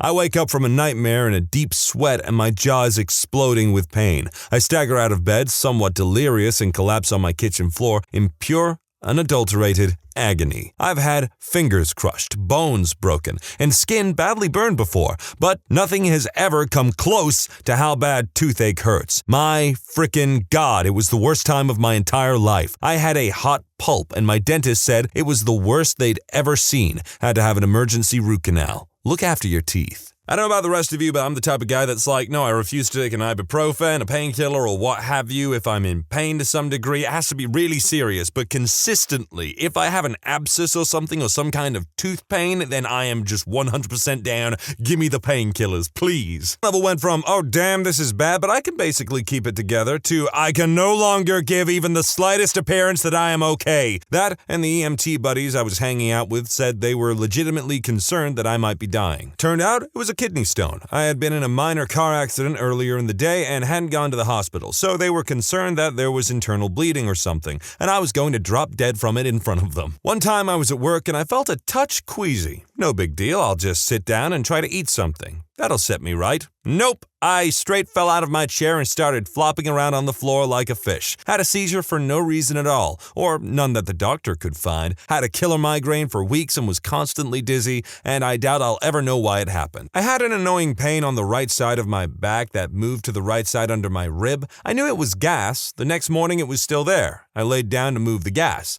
That made it worse. I started having horrible pain in the middle of my chest. Thought I was having a heart attack. Vomiting, etc. There was a point where I thought I was going to pass out because I couldn't take the pain anymore. A few days later, I was talking to my husband and decided to look up the symptoms because I was still a little sore. I went to the doctor and had to go to the hospital for an ultrasound. I had a bad gallbladder attack. Kinda gross, but my first bleeding UTI, I went from, I'll drink lots of cranberry juice to, oh no! I love cranberry juice, but you can't drink too much of it because it makes you spit all viscousy and horrible. I had rosacea. After around 5 years, I grew out of it. At around the same time as I stopped eating dairy. Then I decided I really missed cheese. The rosacea came back, but all over my whole face and neck, along with a strange, intense itchiness that I'd never experienced. And hives. Had my, oh crap, I need to see a doctor moment real goddamn quick. In December of 2007, I had a really bad calf strain. Got so bad I could barely put weight on it. I had a deep vein thrombosis, a blood clot in a deep vein in my leg, it turned out. My left leg started to lose feeling, first from at the toes and worked its way up over the course of a couple days. There was no pain, just tingling. No pain, no doctor, right? That's what I thought until I tried to stand up and my leg just buckled. Time to get that checked. Went to the ER, had an MRI, had a ruptured disc that, and I quote, obliterated my spinal cord, and I was hours away from permanent nerve damage or paralysis. Had surgery immediately, all is well now. Low-key, I'm so worried this topic is going to turn me into a hypochondriac. I just know that when I'm done reading this, the slightest pain in my body is just going to set off alarm bells. I was sore in my pelvis, think between my left leg and the base of my wiener. Thought I must have rammed it into the bag hooks while working behind the register. It didn't get better though, and I thought I must have kept running into it while I wasn't looking. I got to the point where I couldn't tie my shoes, run, or wear seatbelts. It also looked like a frickin' golf ball was under my skin.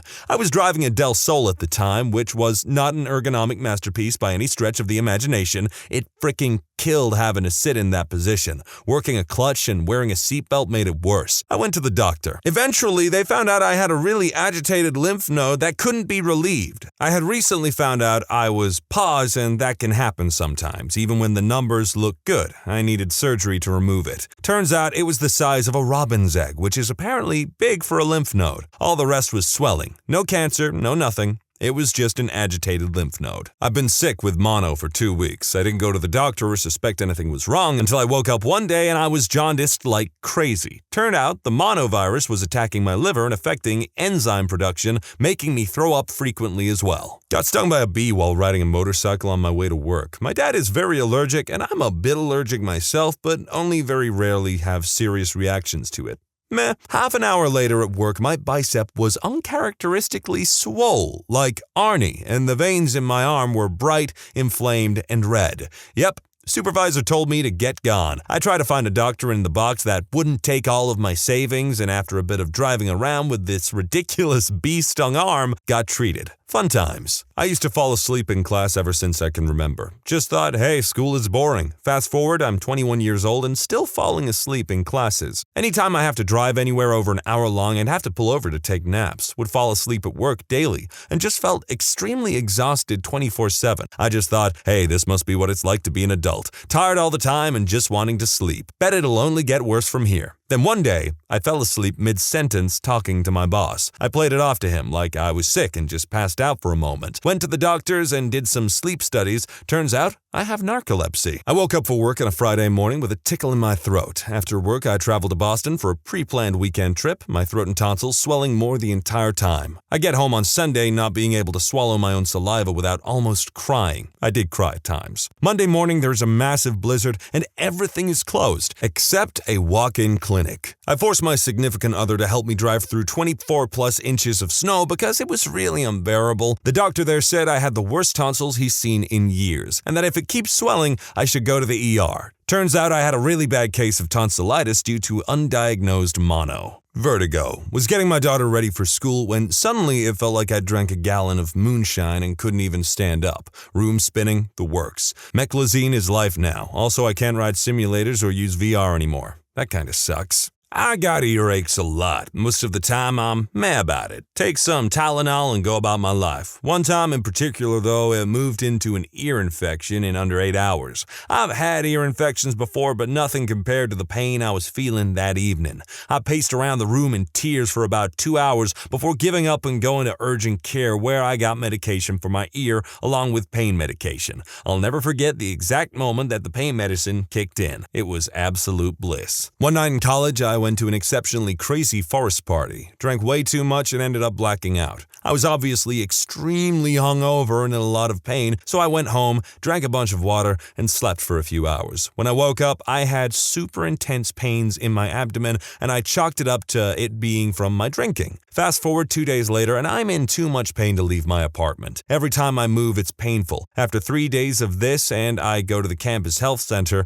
they ran some tests but couldn't find anything wrong, but told me to go to the ER. When I go to the ER, they have no clue and give me fluids and send me home. I return in about an hour since the pain is so terrible. They do a colonoscopy and find out I have huge kidney stones. Took me another week with pain meds and prostate meds, I'm female by the way, to pass them. What was your best or worst time in a game of Truth or Dare? In 4th grade, we were playing Truth or Dare on the bus home from school. Someone dared my friend to lick the floor of the bus, and sure enough, he did it. I thought about that moment the whole time he gave his class president speech at high school graduation. I played Truth or Dare with a mixed group of kids. I was spending the night at a friend's house whose older sister was also having a sleepover. We were 3 years younger, and we were at that age where avoiding the girls was the safest bet. I think 12 or 13. Anyway, the girls dragged me and my 2 friends into a game of Truth or Dare. After about half an hour of stupid dares, it got serious, and one girl was ordered to take me into the closet and make a man out of me.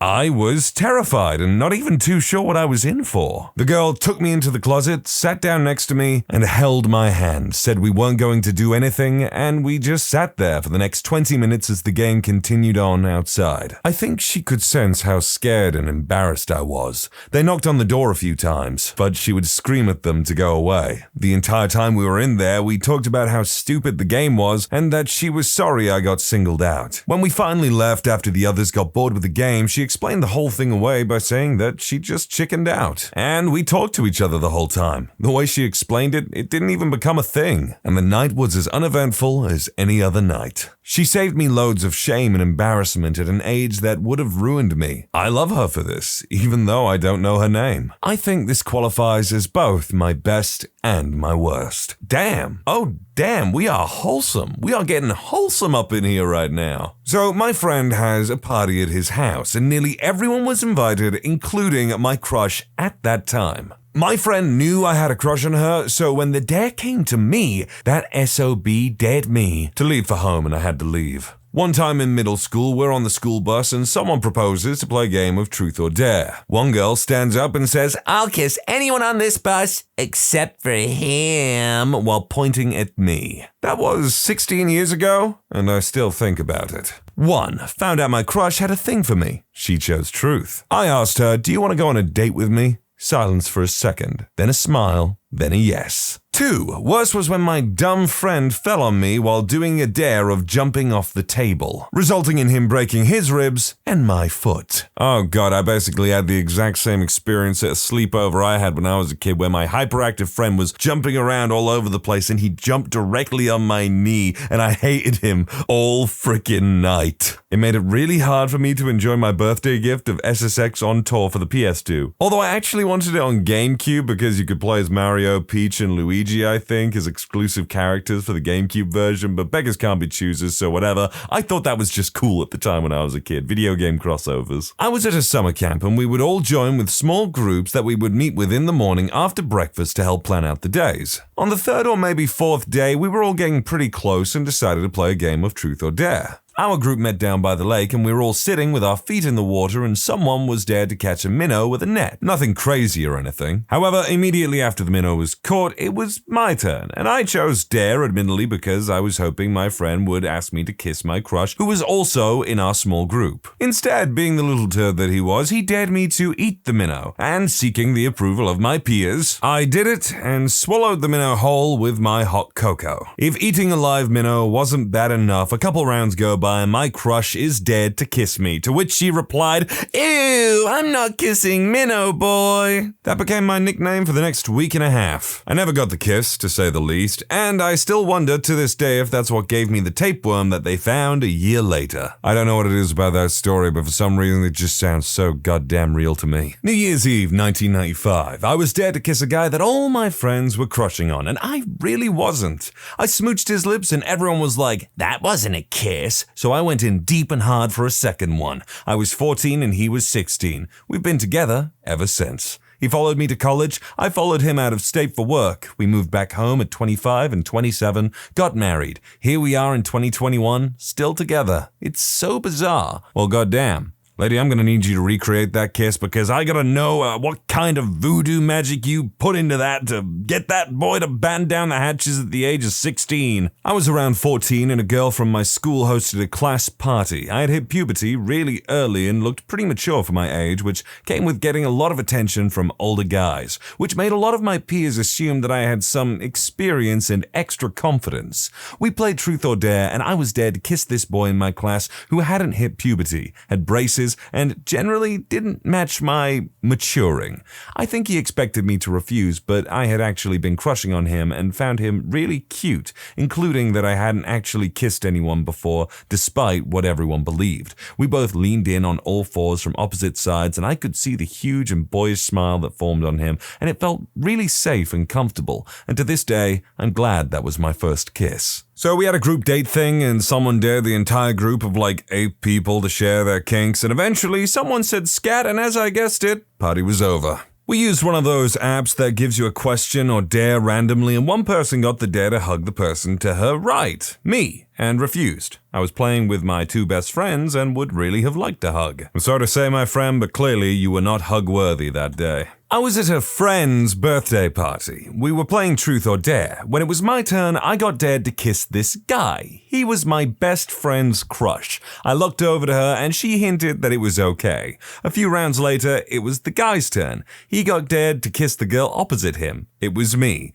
Then it was his turn again, but he had to spin a bottle to choose who he would make out with. Everyone was chatting or otherwise distracted except for me and that friend. He span it landed on my friend, but he span it again, and it landed on me. Back then, I had a crush on a girl that lives in the upper floor in the same apartment with me. One day, my mom and her friends were sitting in our living room and talking about some stuff while I was playing with other kids in my room. So we decided to play Truth or Dare. I was the only male in the group, and we were 6 kids around the same age, 11 to 14. Of course, my crush was sitting next to me. Suddenly, I found myself being asked Truth or Dare. I said truth, and the girl asked the question, "Have you ever bought a present for your crush?" And of course, I was an idiot, and without even thinking, I asked my crush if I've ever bought a present for her. Everyone went crazy and I was still waiting for a reply. When I realized the shocking reality, I ran away from home and did not show up until I thought they would be gone. I still remember this being so embarrassing and blaming myself for being an idiot. And for those who are saying it would have been smooth if I didn't run away, actually, you're right, but this whole situation was not planned. Also, for people wondering what happened next, I tried to cry but couldn't. After a few days in the neighborhood, all the girls were talking crap about me, and one of them was my sister. Also, my crush did not talk to me for some days as far as I remember. Lastly, now our moms still talk to each other, but we live in different towns, so I do not see her that much. I get it, man, when you're a little boy, why face your problems head on when you can run away? As Edward Elric would say, you've got a strong pair of legs on you. Use them to run away from your problems forever. I was given the dare to ask insert crush here out to prom over the phone since she was in quarantine and on speaker. So I called, turned on the video so all she could see was me. I grab a paper that says prom on it and the words she says shocked me. I've been waiting for this. Yes! And that is the best moment of Truth or Dare. I'm actually really appreciating how wholesome some of these are. It's not just teenagers asking each other to do debaucherous things to one another. I mean, there is certainly some of that, but most of these are turning out okay. Adolescence is a confusing time for everyone, and for 2 or 3 years, I was friends of friends with someone who I thought was cute but often mean to me. The saintly nerd boy who thinks the best of everyone. I went from being, oh hey, blank, to being quite anxious, feeling confused as to why I was seemingly getting picked on, and a little excited that I was the object of her attention, positive or otherwise.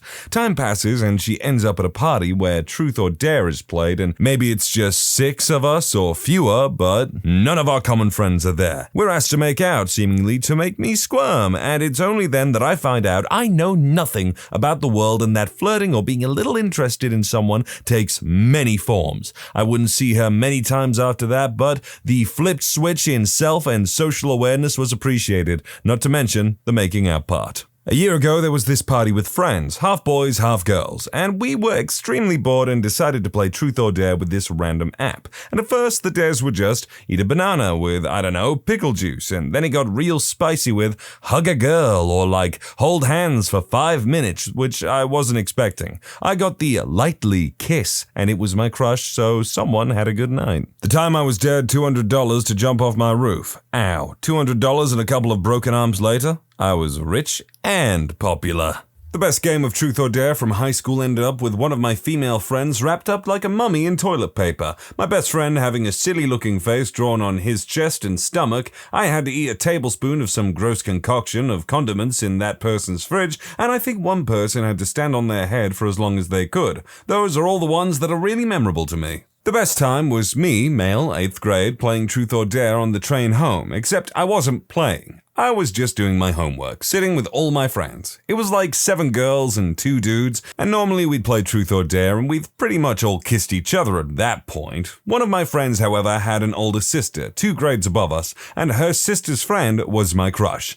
She had a ridiculous body, big lips, and wore super glossy lipstick, so every day was a struggle for me when she sat with us, and I usually resolved this dilemma by putting in headphones and doing my homework in solitude. Well, apparently she got hit with Dare, and one of my homegirls, the wingman, frickin' angel that she is, dared her to French kiss me for 10 seconds. Fam, I have had pecks, I have had basic kisses, but I have never done that up until that point. On top of this, I wasn't even playing, and I didn't even hear them. So I wasn't aware of any of this when she started doing what she did. So imagine you're me, sitting on a train doing homework when all of a sudden your crush, who you've been ignoring, gets frustrated, straddles you in a tight train seat, takes off your headphones, stares you dead in your eyes, and says, okay. You're sitting there like, what? And she just starts tonguing you. And I mean, she's really going in, and I'm like, what the hell, what the hell, what the hell, what the hell, what the hell? So my mini-me immediately hits her, and she blushes and gets off of me, but not before throwing my jacket over it. Saint. I can't remember most of the crap from middle school, but I will remember that moment forever. Worst time would probably be when one member of the group, there were 5 of us, admitting a ton of either dark or overly personal stuff on Truth. Like,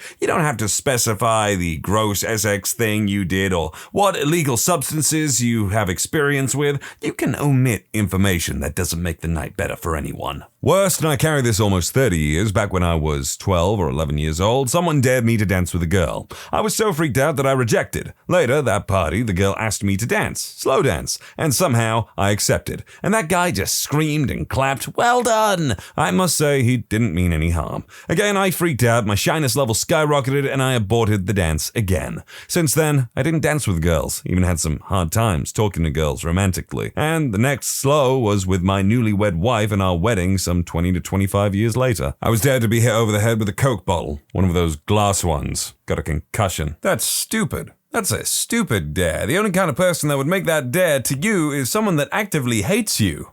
When I was in 8th grade, I tried to enter in one game with some people in my class. I got expelled from the group. I was the weirdo outcast from my class. So I tried to play some games on my cell phone and listen to some music in my earphones. Just forget and chill. While I tried to find some music, I listened to the request from the group. Truth or dare? Dare. I dated Kiss Leo, my real name. Disgusting noises ensue. I just remember listening to this and going to the toilet to clear my head. I didn't cry. I was just mad and just tried to regain some emotional posture. When I came back to class to take my seat and just play some random music on my playlist, suddenly some girl came to me giving me a hug. I think maybe they wanted to say sorry or something. I tried to hug back, but I hear some giggling and I realized the kiss is too much, so they downgraded the dare to a hug because it's less disgusting. Well, that's just mean and unnecessary. Like, leave the guy you just ostracized out of it, you know? He's already having a bad time. When I was 22, I was dating a girl that was 21. She worked at a movie theater. She got invited to a party from people at work. Well, we go, hang out, lots of people drinking, so I think, naturally, everyone there is over 21. 18 at least. We play Truth or Dare after we all get utterly trashed, and I get dared to go into a closet with another girl. My GF is perfectly okay with it and is encouraging me to go. We go in, she's super nervous, and asks me a few questions. She says to feel more comfortable. Sure. So, what high school do you go to? What? So I ask her what she means. She says everyone there goes to her high school, but she didn't recognize me and knew that my GF liked to date, younger guys. Turns out, I was her first boyfriend that was older than her. All of her work friends were in high school too. Needless to say, I bolted out the closet, grabbed my GF and told her, what the hell? She and I broke up soon afterwards. I found out she had slept with a girl that was 16 years old at that party, while I was downstairs drinking with a bunch of minors. I haven't played Truth or Dare to this day. Oh boy, looks like your girlfriend's a groomer. But for real, after an experience like that, I probably wouldn't want to play Truth or Dare ever again either. As a kid, we used to play it quite often. I once had to kiss a girl I was loving in that time, and it was awesome. Next thing she got asked was who she loved. She said that she loved my best friend. I ran out of the room crying. At that moment, no one understood what was going on. I think they understood perfectly well what was going on. New Year's 2004. Ended up making out with every female at the table and nearly had sex with one, but a car crash kinda ruined it. To explain, we got a call about someone who we knew who had been in a car crash. Kinda killed the mood. Ah yes, car crashes. The #1 leading cause for blue balls in males. Why, if I had a nickel for every time a car crash had stopped me from getting laid, I'd have 2 nickels. Which isn't a lot, but it's weird that it happened twice. Best was daring someone to go over to our mutual friend who was setting up his tent and tell him it was put up wrong. Couldn't be specific in any way about what was supposed to be wrong about the way the tent was being put up, but just that it was wrong. I nearly fell out of my chair laughing when after a few minutes of being told they put their tent up wrong, they started to agree even though there was nothing wrong in the first place. I am a bigger guy than most, which makes this worse, and when I was like 14, I was dared to pole dance around an umbrella pole, and I don't want this to be so long, so let's just say that it snapped, and for the rest of the year, people called me fat. So, Pog? A girl thought it would be funny to dare me to kiss her feet for 30 seconds. As soon as I started, she started freaking out because it tickled. I was like, you said 30 seconds. So I held her foot there and continued, causing her to seriously regret her choice of dare. Later on, I dared her to run around the perimeter of the house topless. Good times were had by all. The times when I wasn't even aware of the game and people got dared to talk to me or even compliment me so they could laugh in private thinking I couldn't hear them making fun of me behind my back. School sucked for me, and that experience, among others, still heavily affects my social life and lack of social skills to this day. To the point I'm not even sure if this is a socially appropriate amount of information. Well, if it makes you feel better, at one point anyone who spent more than, a couple hours a day on the internet was basically considered socially inept at one point or another. When I play Truth or Dare, I have an oath to never do truth. So every time I went, my friends could basically make me do anything. Eventually, when I was a junior in high school, I played a particular game where it started like, do something stupid. Then things started to escalate very quickly. Once it got to me, my friends tried to do me a favor and dare me to kiss my crush. As soon as he finished, she made a disgusting face and screamed, and I mean screamed, "Ew, no!" But oh frickin' well, because the next year we started dating, then we got married. We have been happily married for 5 years. So I guess task failed successfully. Okay, I'm starting to think there's one too many people who ended up in a frickin' Truth or Dare game, kissed someone in high school, and just ended up in a long-term committed relationship. Like, it's sweet, it's nice, really, but goddamn, how common is this? Asked this girl I kinda liked for a dare. She told me she loved me. Okay, and then we started dating. Basically, over the course of 1 year, demonstrated to me in no unclear term how much she wanted to, fellate her ex. I think you know how this ends. I also set my apartment complex on fire once. She was also the first girl I ever dated. Her ex was 6'4", reportedly super charming, super smart, and, yep. Literally, you versus the guy she tells you not to worry about. And I'm sorry, did you say you set your apartment complex on fire? Like, not just the individual apartment that you lived in personally, but the whole complex? You, like, displaced families and people? Like, goddamn. How? How? One of my friends and I had been secretly dating for a couple of months. This was like 20 years ago. So one day we were playing Truth or Dare with our group of friends, and one of the girls asked him to kiss any of the girls there. He had been the crush of almost all of us for a while. Well, he begrudgingly chose me, and we kissed, but we were so used to kissing by now that we didn't notice that the kiss didn't look that innocent from the outside, and that's when everybody knew that we've been seeing each other behind their backs. When I was 18, I was at a party in South Yarra, Melbourne, Australia, and these rich douchebags who got mum and dad to give them cash dared me $50 to do a handstand on the Chapel Street tram line. I was like, I'll do it in my underpants for $200. Suddenly 200 buckaroonies was produced, and I did a failed handstand in my undies. Turns out these rich douchebags were underage, so when I got my clothes back on and I was begged by them to buy booze, I said no. I later changed my mind and gave them each an apple cider. I would also very, very, very easily take that dare for £200. Ooh, this one's for me. After this one, I swore off Truth or Dare for a few years. Back in high school, I was at a beach party, and as the night went on, the game of Truth or Dare started up. That went in exactly the direction you'd expect. There was this one girl I had been crushing on for a while, and back to back, she got dared to make out with another dude. And then she dared me to kiss probably the least attractive girl there, which was also my first kiss for bonus pain. All in all, quite a gnarly turn of events. Well, buddy, if it makes you feel better, for all you know, that ugly girl, as you called her, might have had a magical night kissing a very handsome young chap. But at the end of the day, that's the risk you take with playing Truth or Dare, because it's kind of a stupid game. Played Truth or Dare in 10th grade. My crush also joined. They dared me to confess to my crush. I accepted and said it. She said nothing and continued to play quietly.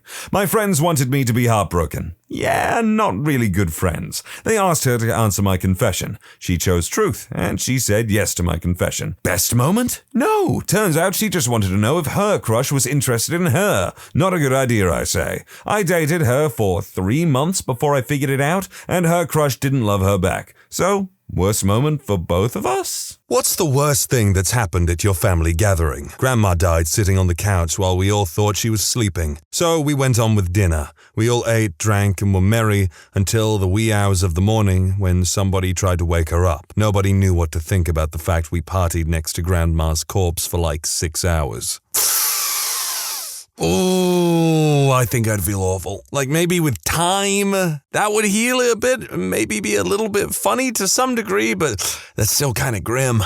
This didn't happen to me, but I watched it happen and it was awful. My cousin was pregnant from a guy who she had only been dating for a few months, but he was a good guy. On Christmas Eve, she invited him to our family gathering, and when we were exchanging presents, he grabbed a small box from the tree and was 2 seconds from getting down on one knee when that uncle jokingly says, "God, I hope you're not proposing." Everyone laughs and this guy is in a half-bent knee, half-standing pose and just looks up at that uncle and slowly powers through it and slowly gets down on one knee and proceeds to ask her if she'll marry him. She said yes, and they're engaged, but it was one of the worst 45 seconds of my life. Whoa, whoa, whoa, whoa, whoa. That's the worst 45 seconds of his life. You don't get to claim that. And honestly, good for that guy for being able to power through it. I don't exactly agree with people getting married after a few months, but they do them. Thanksgiving about 1985, family gathering at my parents' home. Mom, dad, brother, sister, grandmas, aunts, uncles, cousins, etc., all watching football. Cousin picks up the remote to mess with the volume but turns on the VCR on accident. Full-blown smut fills the screen. Dad leaps, grabs the remote and fumbles frantically to turn it off. Bible thumper brother and sister-in-law snatch up their kids and leave. Cousin says, "Boy, that sudden death can really get intense." My stepmom never got along with her sister-in-law, brother's wife. They got into a fist fight one Thanksgiving at my grandparents' house. Grandma got mad and called the police. My dad was a police officer at the time. Guess who showed up to arrest his wife and sister-in-law? I mean, if I were a policeman and one of my relatives' addresses came up on the dispatch radio or whatever, I'd also be like, nope, this is on me.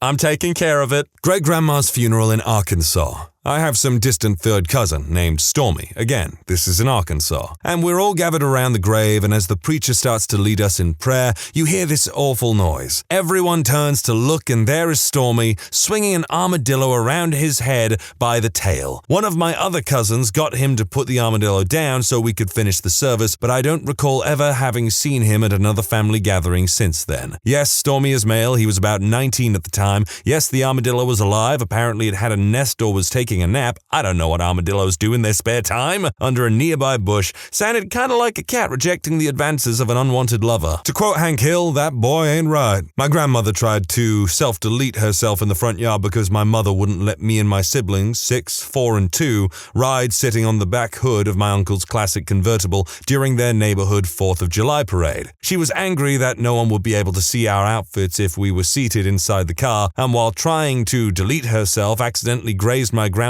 in the process. Good times. That is certainly what I would call an unnecessary escalation. Oh, I have one. This happened like a week ago at a little get-together of my family at my house. My brother-in-law and his wife got into a huge argument about their new baby's medical care. The little one had a terrible case of psoriasis, and he blamed his wife for not staying on top of it, causing it to bleed. During this shouting match, Bill declared that if he was going to be raising some other man's baby, he was going to be calling the goddamn shots from then on. They have been married for 10 years and have 2 other girls. We were all so mortified we left my house. 10 other people got into cars and went to the park. This was my husband's brother and his wife, by the way. Man literally said, "I'm not the stepfather, I'm the father that stepped up, and I'm gonna be..." I don't think many men would openly declare, "This child ain't mine, but by God, I'm gonna do this right."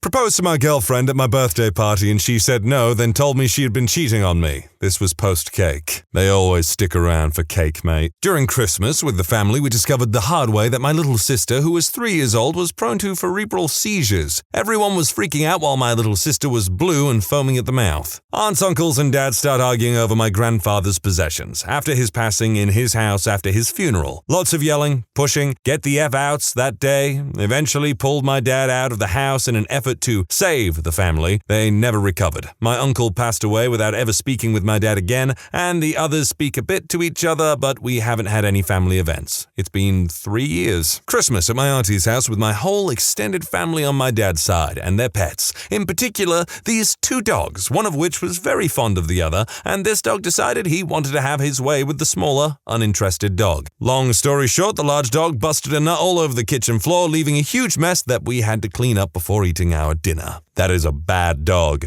That is a very, very bad dog. Thanksgiving back in 1998. I was 8 years old and my wealthy grandparents decided to take the whole family to Maui for the week. This included our 5-person family and around 15 extended family members. All was great until Thanksgiving dinner. My older cousins started bickering, which turned into a pretty big altercation and some food throwing. 8-year-old me is loving it until the uncles get involved. My 18-year-old male cousin, who was a total butt wipe, starts freaking out at my 15-year-old female cousin, calling her a harlot for reasons unbeknownst to me. At this point, female cousin's dad comes flying over and punches his nephew so hard that he is literally thrown a few feet and is nearly knocked out. Now, the other uncle has to defend his son, which results in a few punches between those two until my family can separate them. There will never be a better Thanksgiving dinner, and my grandparents will never take us anywhere again. We gathered at my grandma's house where my mom and all her sisters had been raised. My oldest aunt had done a bunch of dodgy stuff to to glom all the estate, and the sisters had come in full force with their husbands and kids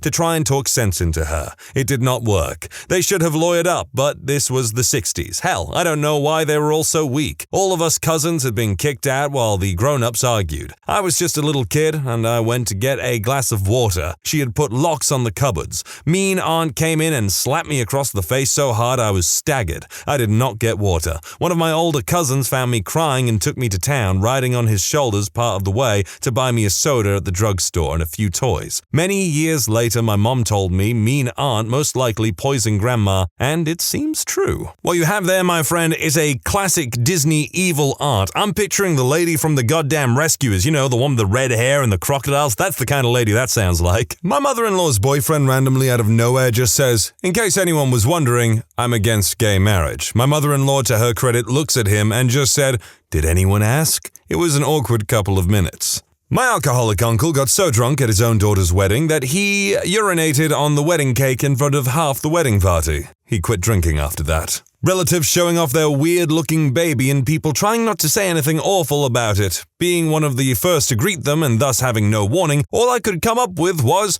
"Oh, that's a baby."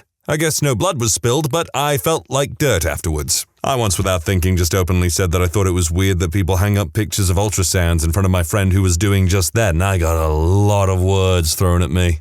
Luckily, I missed this Christmas cause me and my mom and dad were at Disneyland. My great-grandma had a dog. Can't recall what it was, but it was super small since before I was born. Well, one Christmas, everyone is eating in the kitchen with a clear view of the dog in the backyard. In the middle of Christmas dinner, a big Doberman comes into the backyard and rips the little dog's throat out. Kind of ruined Christmas. Kind of ruined Christmas? I think that's the understatement of the century. My grandmother threw her prosthetic breast at me. I was watching the American football game during Thanksgiving while my relatives, mostly female, were sitting at the table within view of the living room. Suddenly I hear, "Hey, name," and as I turn to look in that direction, this blob comes at me and I reactively catch it. They start laughing and I realize that I'm holding my grandma's prosthetic pillow. Never has a breast been rejected by my hands so quickly.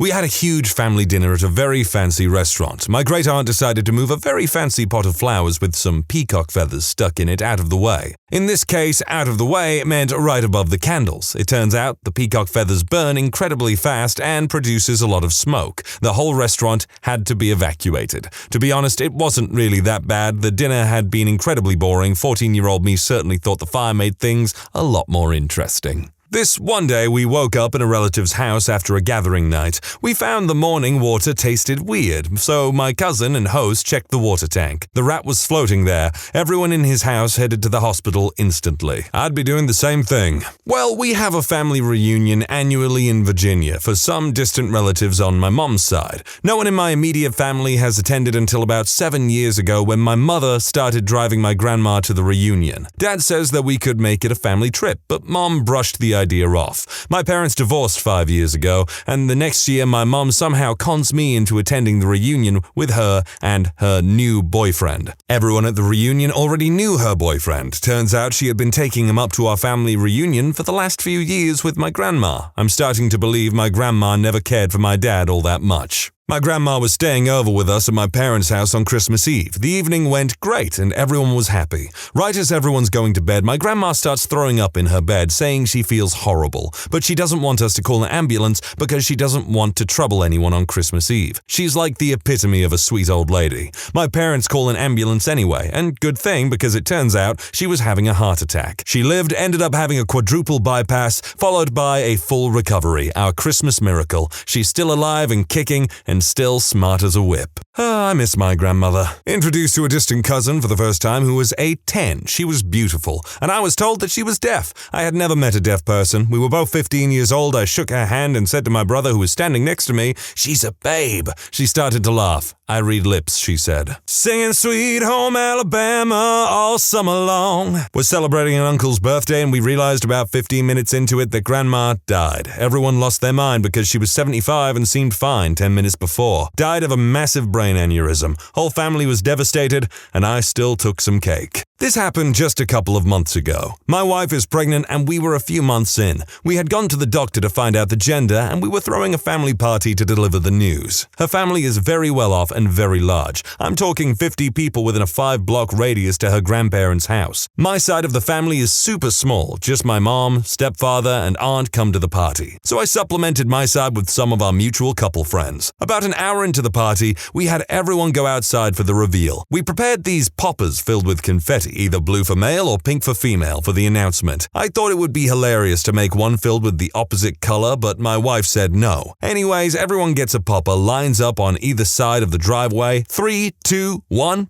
Pop! Pink glitter and confetti fly in the air. Everyone is hooting and hollering in celebration. We start receiving congratulatory remarks from my friends and her family. I made the announcement that we had come up with a name. Right after I said the name, my mother comes up to me and says, "Are you sure it's not a boy?" Yes, I'm very sure. The doctor confirmed it last weekend. A tear starts to roll down her cheek. "And y'all are firm on the name? We really like the name we picked out. What about my middle name, Jean?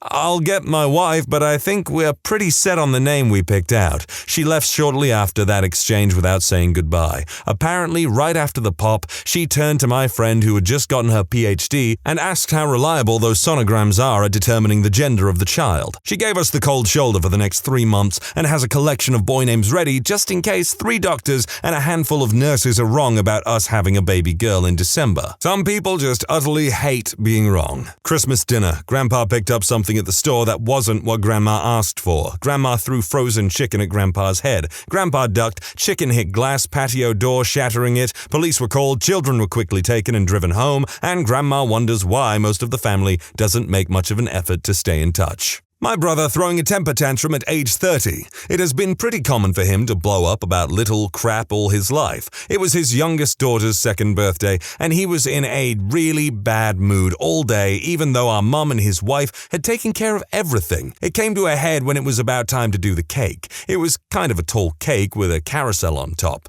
The dog bumped into the table and the cake shifted a little, almost knocking the carousel over. He stood up and said something like, "God damn it, your frickin' dog is ruining everything." My mom said, "Calm down, the cake is fine." He got in her face and said, "Don't tell me what to do, B-word." At that point, my brother and stepdad got up and kind of surrounded him, ready to kick his butt. After a few seconds, he finally stormed out of the house and left. I feel the need to reiterate at this point that he was 30 years old and it was his daughter's 2nd birthday. Now, I'm hardly one to make excuses for anyone's bad behavior, but it sounds like he has some undiagnosed anger issues. About 12 years ago, we were all at my uncle's house. Me, my siblings, parents, grandparents, and obviously my aunt and uncle. Grandpa was drinking some coffee with dessert when it went down the wrong pipe, and he choked up a bit. My mom, being one of the biggest overreactors I've ever known, assumes he's having another heart attack. He has a history of heart trouble, and flips the heck out. When my aunt tried to intervene and say that he wasn't having a heart attack and only coughing because of the coffee, they got into a screaming and shoving fight. Eventually, my uncle just goes,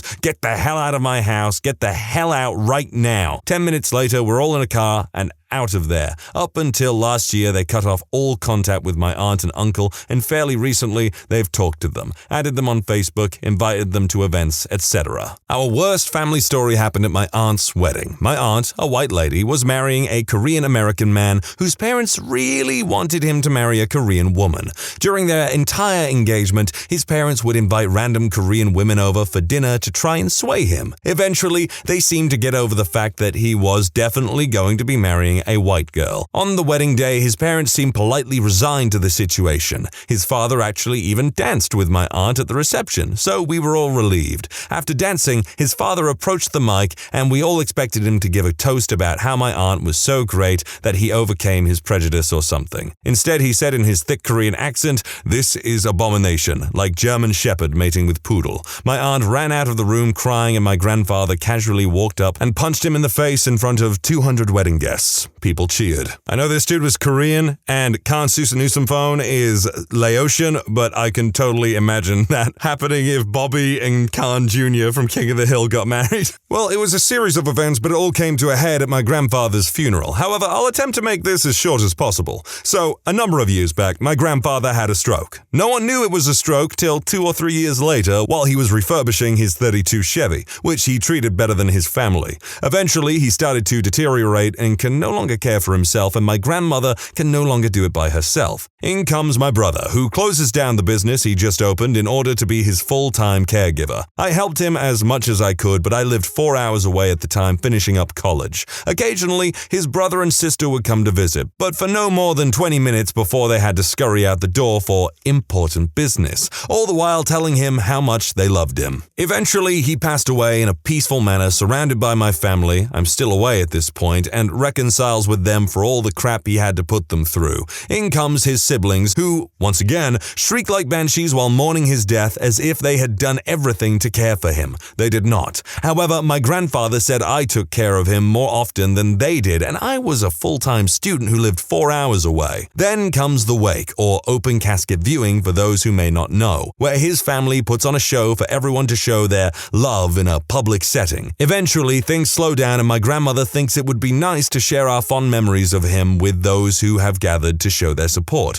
which we do. However, when my grandmother gets up to speak, they begin to chatter amongst themselves and abruptly leave in the middle of her speech. This was the last straw for my father, who confronted them and told them they would no longer be able to carry his casket to lay him to rest. The following day at the funeral, things went eerily smooth, although they did the whole banshee wails again for attention, but other than that, it was peaceful. Then comes the final goodbyes before we lay him down to rest. All of the sisters thought it would be great to write a joint letter to my brother and grandmother, who took care of him in his final days, and speak their minds. The gist of the letter was that they killed him, neglected him, and ignored him, which led to his death. Also included was a jab at my nephew, who was 2 at the time, stating that if my brother cared for his son like he cared for my grandfather, he would have another tinier casket to deal with in the near future. They ended the letter telling us to repent for our sins and to ask God for forgiveness unless we wish to burn in hell. We don't speak much anymore with that side of the family. Inheritance really seems to bring out the worst in families at times. Like, one time at band camp, I'm kidding, one time I went on a date with this woman who had recently inherited a fairly large property that she had plans for from her father, who left it in their name. I'm not going to name names here. And their family, all the way from like the Yemen or something, came down to England to try and like get something out of her, even though they weren't named in the will or anything like that. They had nothing to do with them for years or anything. And basically they put her through hell and in trying to like gain the property entirely for themselves, even to the point of threatening her. I was 10 and there was a family gathering at my aunt's house with a bunch of people staying over at her house. Get called into the family room and all my aunts are there looking at me. They start questioning me about my grandma's clock and whether I was playing with it, which I did, so I said yes. Turns ugly real quick, and it's an all-out argument between my mom defending me and my aunts accusing me of breaking my grandma's $5 clock. They keep grilling me about whether I broke the clock, although it wasn't broken, the batteries just fell out. Fight drags out into the night. The hosting aunt brings out other instances of how I wasn't behaving, like running my fingers through her carpet and drawing on her carpet with my finger, eventually accuses my dad of purposely breaking her sleeping bags. Me, being 10 and not understanding what this fight is actually about, feels guilty that maybe I caused this whole thing because I played with my grandma's clock, and my poor mom is defending me when I might have broken my grandma's clock by playing with it. The hosting aunt eventually apologizes to my mother months later, but it made things really awkward for 10 years. Even now, things aren't really the same. Years after the whole thing, I realized it wasn't even really about me or the clock. It was about some other crap that I don't really even understand, but my aunts used me as their point of attack. I even remember me saying all of this over a clock when I was 10 during the fight, and one of my aunts insisting it was more than that, implying that it was about how I was a horrible liar or something. You can't make this stuff up. My older brother died in his sleep when he was 16, shortly before Christmas in 2005. During his funeral, my grandfather, mom's dad, got up to speak right after my sobbing dad and said, "I'm the grandfather. I just wanted y'all to know that," and sat down. Everyone either looked confused or extremely angry. The reason why this was extra crappy was because we had never seen him until then. My mom had spoken about him in a very negative way over the years and told us he had left her and her siblings when they were young. He worked as a pimp and a substance dealer, and he had recently gotten a 25-year-old pregnant. A few months after my brother's funeral, my mom told me my uncle had been born. One of my best friends attended the funeral, and he still likes to joke about my grandfather. 2 days later, my girlfriend of 2 years cheated on me at a New Year's Eve party. I went to a family reunion in the holler of Kentucky with folks I thought I knew. It was my cousin's or great-uncle's house. I'm not too sure, and he is 80-plus years old and his family has owned this land forever. Everyone, except for my immediate family, was very close to them. So some 12-year-old girl in my family who was white brings over a black girl. Everything was fine and dandy till one of the owners saw this. He yelled at the top of his lungs, "What the F is this crap? Insert hick name here. Didn't build this land to have an, oh geez, on it. It ain't right." That little girl will never forget that. She had to deal with real racism right in her face, and I was so embarrassed for being a part of that family and felt that I had to apologize for being associated. We left very quickly after. Skyscraper window cleaners. What is the most bizarre thing you've ever seen on the job? Once while cleaning a high-rise apartment, an old lady kindly asked me if I was hungry and proceeded to open her window and hand me a pizza slice. So I sat there 27 stories up, tangling on my chair and eating pizza. It was a good day. Not as exciting as the other stories, but something I'm blown away by when I'm on ropes is how many people feel guilty about not working when I'm around. When you look into people's workstations, you can see that almost no one works. Most people are on Facebook, YouTube, or on news sites.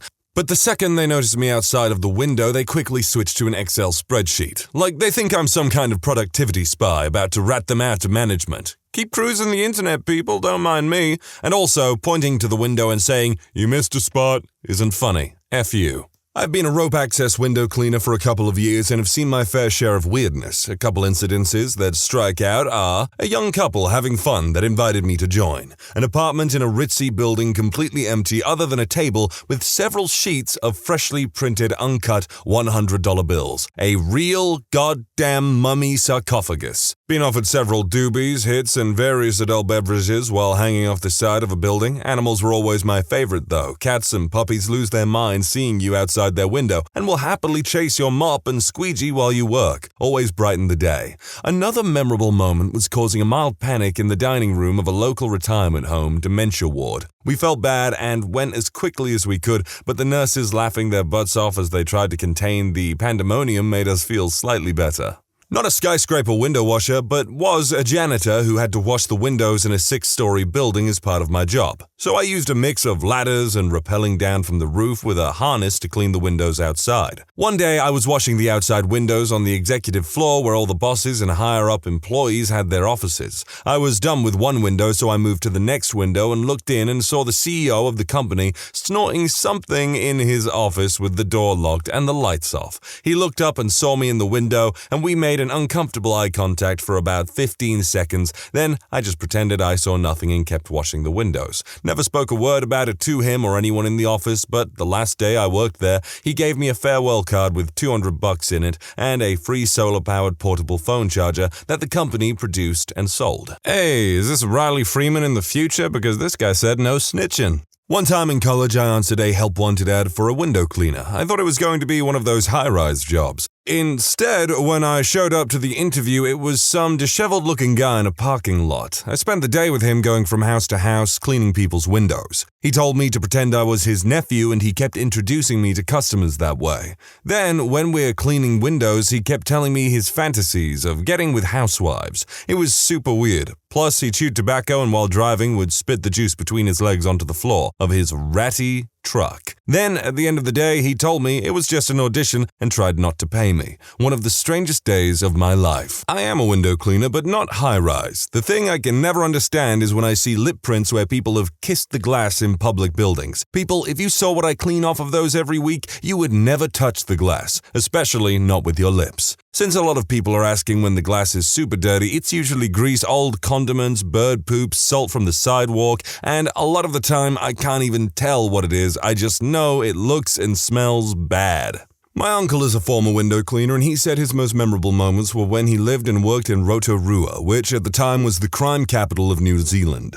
The most bizarre was when he saw some naked guy, obviously high on something, getting Benny Hill chased up and down a street by the police. The second most bizarre was when he heard a crash followed by a van tire bouncing down the street that was being chased by a massive Maori guy, who proceeded to throw the tire over his shoulder and wander off whistling as if nothing had happened. Not me, but my uncle has been doing it for years and had many weird encounters, but this one is kinda sad. Having changed companies, he started at this new apartment building. Near the top, there was this old lady with a dog. The dog was young and always excited to see him. Eventually, he started talking to this woman when he was working through a small window. They became somewhat friends. Then one day, almost a year on the job, he went up and for the first time, the apartment was empty except for the dog, which he found odd. So when he was finished up, he tried to check and see if she was in, but got no reply. A day later, a member of staff from the apartment block, I think it was the landlord but can't remember, got back to him and told him that she passed away and that she had no family. Assuming that my uncle knew her, the landlord asked about the dog, seeing if there was anything that could be done. My uncle, being the kind fella he was, took the dog. Nearly 10 years later, my uncle still has the dog, a little terrier named Pumpkin. A lot of y'all are going to be really jealous, but there's an attached image of Pumpkin and he's really cute.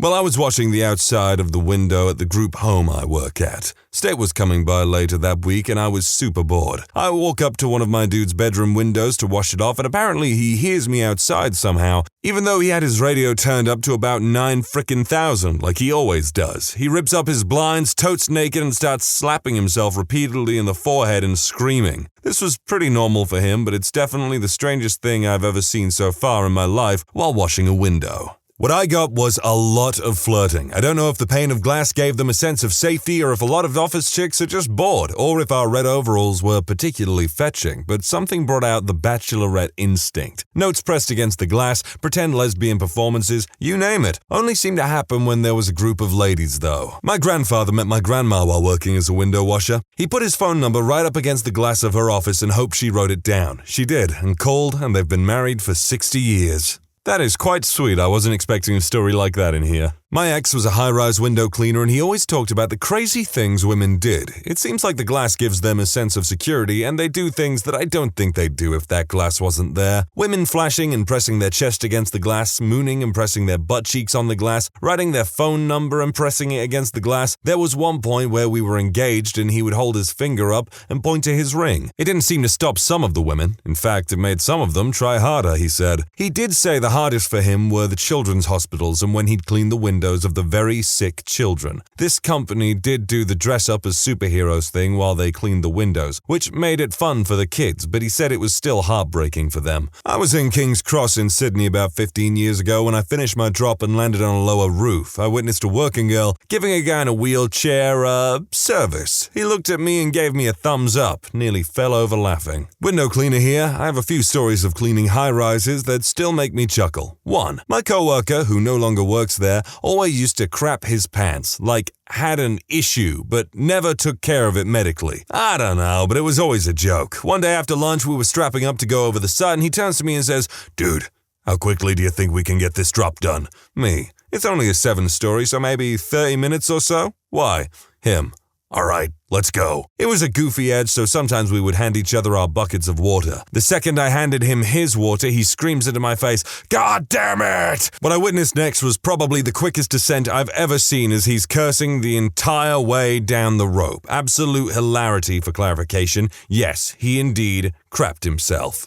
Another story. Different co-worker, there were 3 of us that dropped next to each other. One of them loved screwing with people on the inside. This was a dorm about 25 stories or so. Near halfway down the building, you can really start swinging, and he yells at me and the other guy to swing over to him. On his drop was a college girl passed out on the windowsill. Him, on the count of 3, slam your suction cups on the glass and scream. We proceeded to scare the living crap out of this poor girl. She fell off the sill almost immediately. It ended with everyone laughing. She took a selfie selfie with us, and she later met us at the bottom of the building and punched all of us playfully. She had a good spirit about it. I was once cleaning a skyscraper where I know nearly everyone that works there. I saw a job interviewer having gay sex with another guy, probably someone he interviewed. The interviewer, who is straight, married, and has kids, gave me $500 not to tell anyone. Easiest money I ever made. He didn't snitch. Riley Freeman would be proud.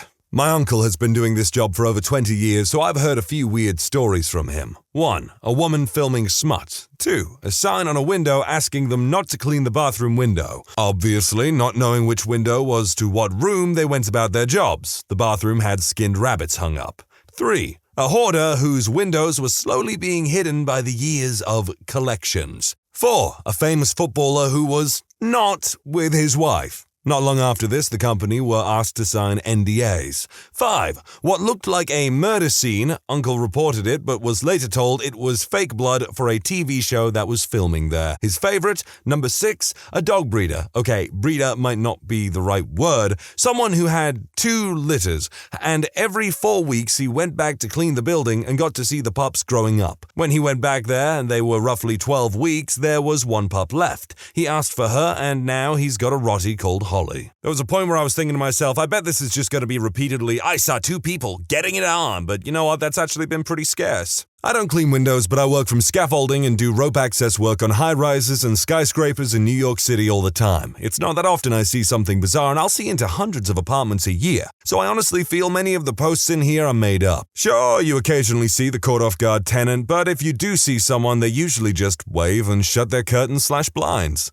The most bizarre thing I've seen, though, has to be when I found a section of loose brick about 15 stories up. I removed them to put them in my satchel as usual and found dozens of used condoms shoved behind the brick. Like, how the hell? I still have no idea to this day. I think our friendly neighborhood Spider-Man has been doing some freaky stuff with Mary Jane, and he's hiding his used condoms behind that brick like squirrels storing their nuts for winter. Dropped in on a dude throwing kitchen knives at a dartboard and an undersized pink robe. Skipped that window. I work for my dad's window cleaning business in Scotland, and while cleaning a couple windows, ground floor bungalows, I stumbled across the couple having sex in the living room window. They made eye contact with me and didn't stop. Probably the most awkward experience of my life, but you better believe I finished the job and took my £20 tip. Maybe you haven't thought about this that much, but I'm pretty sure they used you as an accessory, mate. We don't do high-rises, but I've seen my fair share of nudity. One dude was doing calisthenics buck naked in front of his window overlooking the lake. Another trip to the same house and his wife dropped her robe and took a bath, knowing full well we were there. I think these people overestimate how strong their tint is. Favorite story involves 2 new guys on a roof washing some skylights.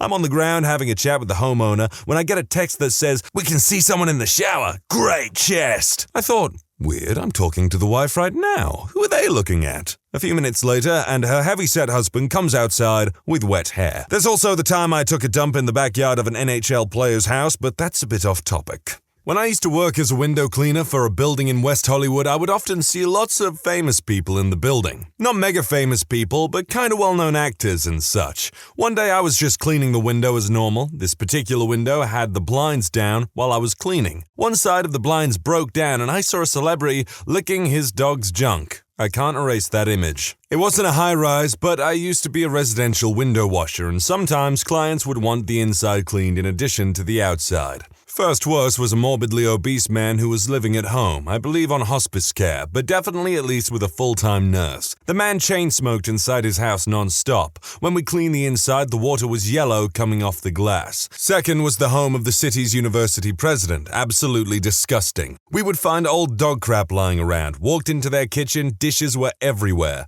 and a frying pan had a couple of photos soaking in some kind of oil grease. That just sounds like an absolute pigsty. Does anyone remember that show, How Clean Is Your House? Ex-repelling window cleaner here, saw a co-worker mix up his main line with his safety line. The harness was rated for the thicker rope and he never engaged. He fell 5 stories before bouncing off an entryway overhang made of concrete and hitting the ground. Nothing too crazy, but I worked for my stepdad's company who had very sketchy equipment and no safety ropes or vests to make sure you don't plunge to certain death or permanent injury. We used the stack ladders. These ladders are very hard to assemble if you lacked upper body strength. Also, you very much want someone at the bottom holding you if you stacked 3 or more ladders. For gravity and sudden strong winds, that'll make you regret every decision you've ever made in your life when you get hit by one. Typing this out, our dangerous setup is the craziest part of this story. Anyways, I had 6 ladders stacked and I'm cleaning a 3rd-story window at a private residence, and as soon as I make the climb up the ladder into the window, I scared the crap out of a parrot sitting in a cage on the other side. This frickin' parrot lets out this shriek that scared the crap out of me because I didn't see the parrot at first. I was already nervous being 3 stories up on a sketchy ladder. I swear I almost fell backwards. I just hugged the ladder and wet myself and had to go back down because I was so shook. Climbing down was so nervous, and I've done it with ease before, but once you get used to it, and a short guy like I am, you don't get scared unless an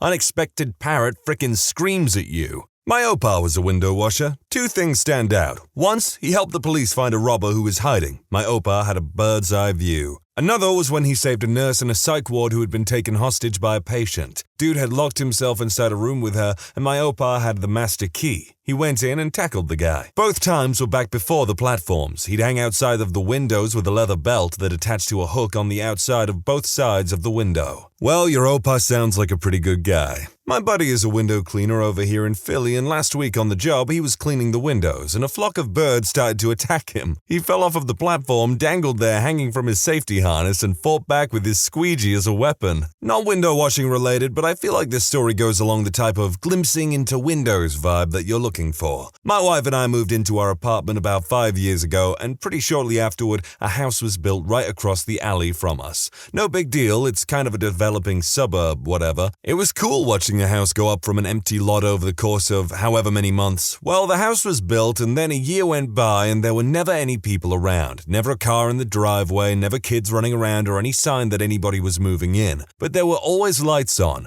Like, it was kinda just on display. For a couple of years, it seemed like some real estate company just decided to build a house and never got around to selling it. This isn't that weird. There's a lot of property and houses for sale in our area. We were convinced that it was literally just a big, empty house. One night, wife and I decided to just look inside the one of the back windows, because hey, big empty houses are cool. The backyard was still kind of an empty dirt lot, and there was no fence. It was literally a 15-foot walk from where we would park our car every night. So honestly, not trying to do anything creepy, just trying to see what the interior of this big, new house looked like, we walked up and looked. Following our line of sight, our view was through the exterior window into what looked like a nice kitchen. Past that, a hallway, and directly through the open door of a bathroom where we saw an elderly woman with white, disheveled hair sitting on the toilet, weeping. We had no idea this house was inhabited at all, and we just witnessed what seemed like a pretty intimate moment. Or maybe every moment in that house was like that, who knows? We felt like we crossed such a line. It was so disturbing and unsettling. We went straight into our apartment and went to bed.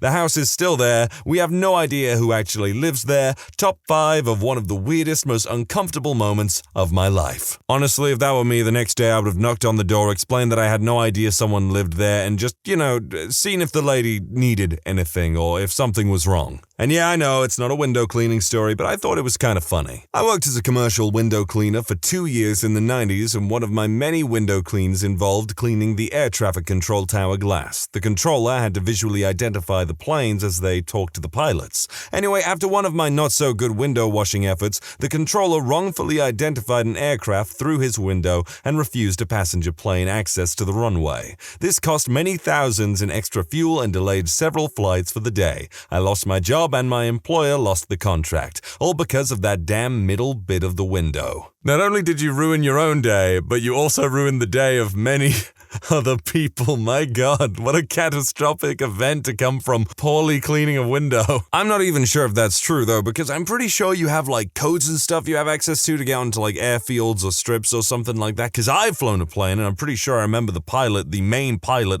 that I was like flying with or who was watching my experience was telling me about these things. Not a window washer, but an engineer who does bosun chair drops for inspection or testing. We sometimes have hoses, so everybody thinks we're the window washers anyway. One residential tower, I got to a room with a doctor's examination table, with the stirrups used in a gynecological exams in a bedroom. The rest of the room definitely wasn't a doctor's office. On a shelf on the wall, a lot of toys, like dozens of them. Never got to see anybody going at it on a job, but I could hear them one time. Some guy had a bearded dragon almost fully grown just crawling around his office. It scared the living daylights out of me. Not a window washer, but a commercial window glazer. I was working on something like the 5th floor of a university campus office building. Sometimes we do windows that butt up to each other, so we caulk in between them with heavy-duty caulk. With this caulk, it is extremely common that we lick our middle fingers and use that to tool the caulk smooth. Gross, I know. We do that all the time. We can't see inside if there is anyone in there hardly ever. Well, some lady thought we were gesturing to her in an asexual way and called security on us. Oh, I don't know why this just reminded me of a misunderstanding of my own, where in high school my friends and I were messing around with my football and it went down the stairs, so I went to pick it up and my head accidentally went under a year 11 girl's skirt when I was in like year 8, I think, so all I see is her butt or something, and she turns around and goes, "You perv," and slaps me across the face. She slapped the crap out of me. And I'm just standing there like a bundle of nerves trying to be like, no, I went to pick up my ball. It's just, no. Not a window cleaner, but I inspect high-rise buildings' facades using the same type of scaffolding. We were doing a 53-story apartment building, and one of the apartments had a doll room. All of the dolls were incredibly creepy and looked very similar to the doll from Saw. I gotta say, Saw is one of those franchises I have never been able to get into. The torture aspect, I think, is what gets me. Like, I like a good horror movie or a slasher. The Scream trilogy by Wes Craven is honestly one of my favorite trilogies, actually. My girlfriend also showed me Texas Chainsaw Massacre recently, which I thought would be absolutely terrifying ever since I was a kid. Like, Leatherface freaked me out as a child, honestly. Then again, lots of things did, like Chucky. But no, it was well good, and I really love that stuff. But Saw, nah. Has a doctor ever misdiagnosed you? If so, how did it affect you? In my high school, my history teacher was misdiagnosed with cancer. I saw her go from depression to acceptance to anger in a span of 6 months. After she found out, I remember her asking the class if any of our parents were lawyers. I felt really bad for her. She was already thinking how to say goodbye to her 7-year-old. Not quite the same, but similar happened to me, only for a short time. I was at the ER coughing with pain, etc. I had x-rays done and my husband and I were waiting for the results. A doctor came in and told us he had bad news and that I had cancer. We were shocked, and I started to cry. He looked at my name tag and said he'd be back. 10 minutes later, another doctor came in to tell me I had pneumonia and they would start treatment straight away. We asked about the cancer, but she didn't have any idea what we were talking about. Probably the only time I've been happy to have pneumonia. Our neighbor across the road had the reverse happen. The doctors kept telling her there was nothing wrong with her. By the time they finally diagnosed her breast cancer, it was too late. She was dead within a few months at 28, leaving a husband and 4 young children. I guess this is why hypochondriacs exist. When I was 14, I was told I was pregnant after getting an ultrasound to check my kidneys due to high blood pressure. No pregnancy test, no questions. I was a young girl, so I obviously was pregnant after they found an abnormal mass. Ended up being a cyst. None of the doctors would listen to me when I said that I had never even kissed a boy before. The sad part of the story was that after the doctor told my dad and me that I was 10 weeks pregnant, I adamantly denied that it was even possible. My dad actually stood up for me and took my side. The doctors then called my mom and accused my father of sexually assaulting me. Eventually, I was sent to a women's hospital and 2 hours later confirmed that I was not the Virgin Mary. Physically, it didn't affect me, but I've been very wary of going to doctors since. Sounds to me like that doctor thought he was frickin' House or something. But in all fairness, to some degree, I can kind of understand the wariness of some of these things. I ditched my GP after she accused me, an overweight and wearing an empire dress, of being pregnant and making me lay down on the exam table so she could feel my stomach. I didn't even get the dignity of peeing on a stick. She decided the best way to decide whether I was pregnant or not was to knead my stomach and declare it nice and soft. Grossish alert. My grandmother went to the doctor for blood in her stool and told her it was hemorrhoids. She asked him to perform some tests because she didn't believe it was just hemorrhoids. He refused and told her to come back if the H medication didn't work. It didn't, and it turns out she had colon cancer. It was so far along by this point that she passed 6 months after her diagnosis. Maybe some people would disagree, but I think if I told the doctor to give me tests because it would put my mind at ease or something, or it might make you discover something that might be even more wrong with me than we first imagined, then by God, I'm going to make them do it. Age 1, you have nerve damage from spina spina bifida that affects your bladder. Here, take this medicine and learn how to pee through a straw. Age 12. Oh, the medicine isn't working. Are you sure you're using it correctly? Age 16. Here, try ditropan again. Age 21. Here, try bladder Botox. Age 22. Oh, hold up, there's something weird about your bladder. You also have a second ureter on your left kidney.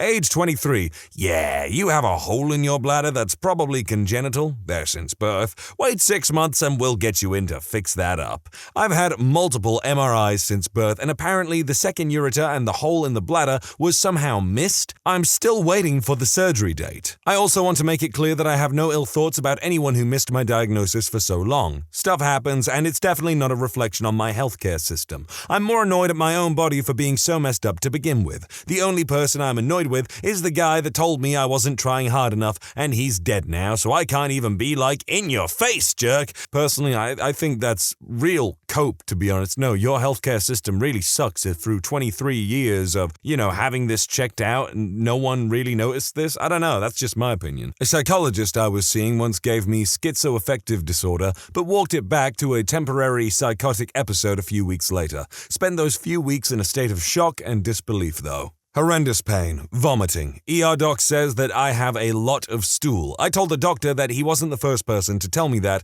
I was full of crap, but that there was something else wrong. Another doctor says the same thing. I am becoming belligerent because of this nonsense and the excruciating pain. Third opinion doctor orders CT. I had gangrene on my appendix and it was hours from rupturing. Midnight emergency surgery. 5 days in the hospital. If I went along with what they had initially said, I would be dead. I went to an ER after driving to 12 feet. I heard something like a crackle and pool water drizzling down my throat through my ear, and immense pain. Upon describing this to the doctor at the ER, he diagnosed it as an ear infection, a 0 to full-blown ear infection, which had nothing to do with the dive, the nose, or the fact that pool water has a very distinct taste when it runs down the back of your throat. At my ear specialist, who I saw as soon as possible, I was correctly diagnosed with barotrauma. The effect from the first doctor was unnecessary agony for 24 hours because he apparently didn't get paid enough to listen to anything beyond the symptoms. At least in the end, it was a full recovery. When I was 15, my GP told my mum that the crippling pain below my sternum, the very upper part of my abdomen, was heartburn, and he prescribed antacids, ignoring the fact that this pain would literally have me on the floor in the fetal position crying. Heartburn. So, of course, the medicine doesn't work, and I deal with this pain several times a week for 4 years, until I'm 19 and deployed to Iraq. Thankfully, my NCO wouldn't listen when I had an attack and told him it'd pass. He sent me to our clinic. They draw blood, it's pancreatitis, secondary to gallstones. They removed my gallbladder and it got much better. I still have rare acute pancreatitis that I believe is from the damage of 4 years' worth of stones passing through my duct. That quack. I think the closest thing to any of these stories that I had is when I broke my foot. I went to the school nurse and she was like, it's fine, it's just a bruise. I was like, no, I literally can't walk, I'm going to the hospital. I went to my pediatrician when I was 19 about pains I had been having in my back. They were in a specific location, a bit left of my spine, center height, and would come suddenly, be quite intense, and then go away for a while. It wasn't a new feeling, but they were getting worse. She chalked it up to my anterior pelvic tilt, poor posture, lack of exercise, and prescribed me some workouts to do. It wasn't bad thinking on her part, as I wasn't in great shape at the time, but it definitely felt like she didn't take my symptoms very seriously. Maybe I didn't do a good enough job conveying the intensity. About a year later, I was at my parents' house, made myself a box of Kraft mac and cheese, and wound up in by far the most pain I've ever experienced. It's hard to describe the pain without sounding hyperbolic, but I'll say I was sat in a chair trying not to breathe and thinking about how long I could last before jumping headfirst over the balcony railing into the floor below. I can say with confidence I will never feel more physical pain, which is a strange thought. Fire department came to the house but were afraid to move me, thinking I had pinched a nerve. After a couple of hours in the chair, the pain somewhat suddenly vanished, and I had my dad drive me to the ER. Got to the ER, had an ultrasound which was awesome, and the docs found that my gallbladder was stuffed with gallstones. Not just a couple, but dozens, and 2 of them were about the size of quarters, which is also about the width of a gallbladder. These 2 stones alone were actually filling my gallbladder side to side. My gallbladder was also completely infected and had been for some time. Lots of WTF faces on the doctors that day. Turns out the stones had been building for years. They estimated that it started in middle school, and I had just gotten used to the random pain somehow. Pretty weird looking back on it. Anyway, they ripped that crap right out of me, and life's been a lot better since. I was just not diagnosed. Horrendously painful periods from the age of 9. I could barely get out of bed or go to school. They were heavy as well. My doctor, an older man, told me and my mother to suck it up, that it was all part of being a woman. I was depressed and lived like this for 9 years, barely getting out of bed for a week, at least a month, and missing heaps of school. Then I got pregnant at 17, which I now know is a miracle. Had my first ultrasound and my ovaries were covered in endometrial cysts. I tried to give birth naturally, but all the endometriosis and scarring made it impossible, so I had a C-section. After my C-section, the endometriosis held on to my C-section incision, causing severe pain, and unfortunately 2 more operations before that was cleared. I lived in severe pain for so long because my doctor thought periods should be painful. They shouldn't. If I had been diagnosed earlier, my body could have been prepared for pregnancy, though D's and C's and other procedures which could have made my pregnancy, birth, and recovery much easier. I went to the doctor with really bad food poisoning, and he told me it was nothing and that I should eat something like digestives, Graham biscuits, because I hadn't eaten for 3 days. Turns out that's absolutely the worst thing you can do with salmonella, as it strips your stomach lining. It felt like I'd eaten a bunch of razor blades. I ended up in hospital for the pain, and nobody told me what was wrong with me until after I was released. I would never have known if it wasn't for the phone call from the Center of Communicable Diseases. At risk of sounding stupid, I actually had no idea that's what salmonella does to you. I was misdiagnosed as having pneumonia. Pneumonia would have been preferable. I left work early one day because there was an extremely sharp pain in my back, just under my shoulder blade, as well as just underneath my ribcage on the same day. I was also having difficulty breathing. I miraculously managed to drive to the ER. In hindsight, I'm aware it was a dumb idea and got checked in. They gave me some non-narcotic painkillers, did some x-rays, and ran a few other tests. The doctor came in after a while and said I had pneumonia, gave me a prescription for a Z-Pack or whatever it's called, and discharged me. I had just driven out of the hospital and got a call from a number I didn't recognize. I answered and they said they were from the hospital. They requested for me to come back as quickly as I could. Don't bother checking in, just go straight back to the room I just left. I went back into the room and the doctor told me that they had looked at my x-rays again. Turns out my lung had collapsed. They rushed a specialist in immediately, like 10 minutes maybe, and were getting me prepped for surgery. Everything went pretty smoothly and everyone was extraordinarily nice to me. I'm positive everyone was so nice because there were definitely grounds for a lawsuit. I wasn't looking to get rich off anyone though, I just wanted to breathe again. I had extremely good insurance with the company I was with at the time. I paid $100 for the emergency room fee and the rest of the $1,700 bill was covered, so that was nice. While I was in there, a shirt popped up on the woot.com and I bought it immediately. It read Lifetime Achievement Award for Breathing, Respiring Since Birth. I was in the hospital for almost not getting that very achievement. It was fate. I still have the shirt somewhere, but I got fat and it doesn't fit now. I've been told that quite a few people visited me while I was in the hospital. I don't remember most of them. I was on a bunch of diluted while I was awake. I do remember a buddy asking me how I peed with all the wires and the monitors attached to me and responding simply with my penis. He looked at my mom and said, he'll be fine. He's too much of a butthole to die. Overall, I would rate having a collapsed lung as a terribly awful experience. You never really think about how much you breathe until you can't. It sucks. A lot. I'm certain I can imagine. Not me, but my mom. A few months ago, she was having this horrible pain in her lower abdomen, sides, and back. We put her symptoms into a symptom checker app, and one of the diagnoses that came up was an ectopic pregnancy. For those who don't know what that is, it's when the embryo begins forming in the fallopian tubes. When this is the case, it's pretty much a guarantee the baby won't make it, and it puts the mother's life at serious risk too. Anyway, silly little symptom app. Who cares? A few days later, she went to the doctor and got her blood tests done. The doctor came back with the results and told her she was pregnant. My mom knew it wasn't possible to have been recently, so she starts freaking out that the ectopic pregnancy is the case.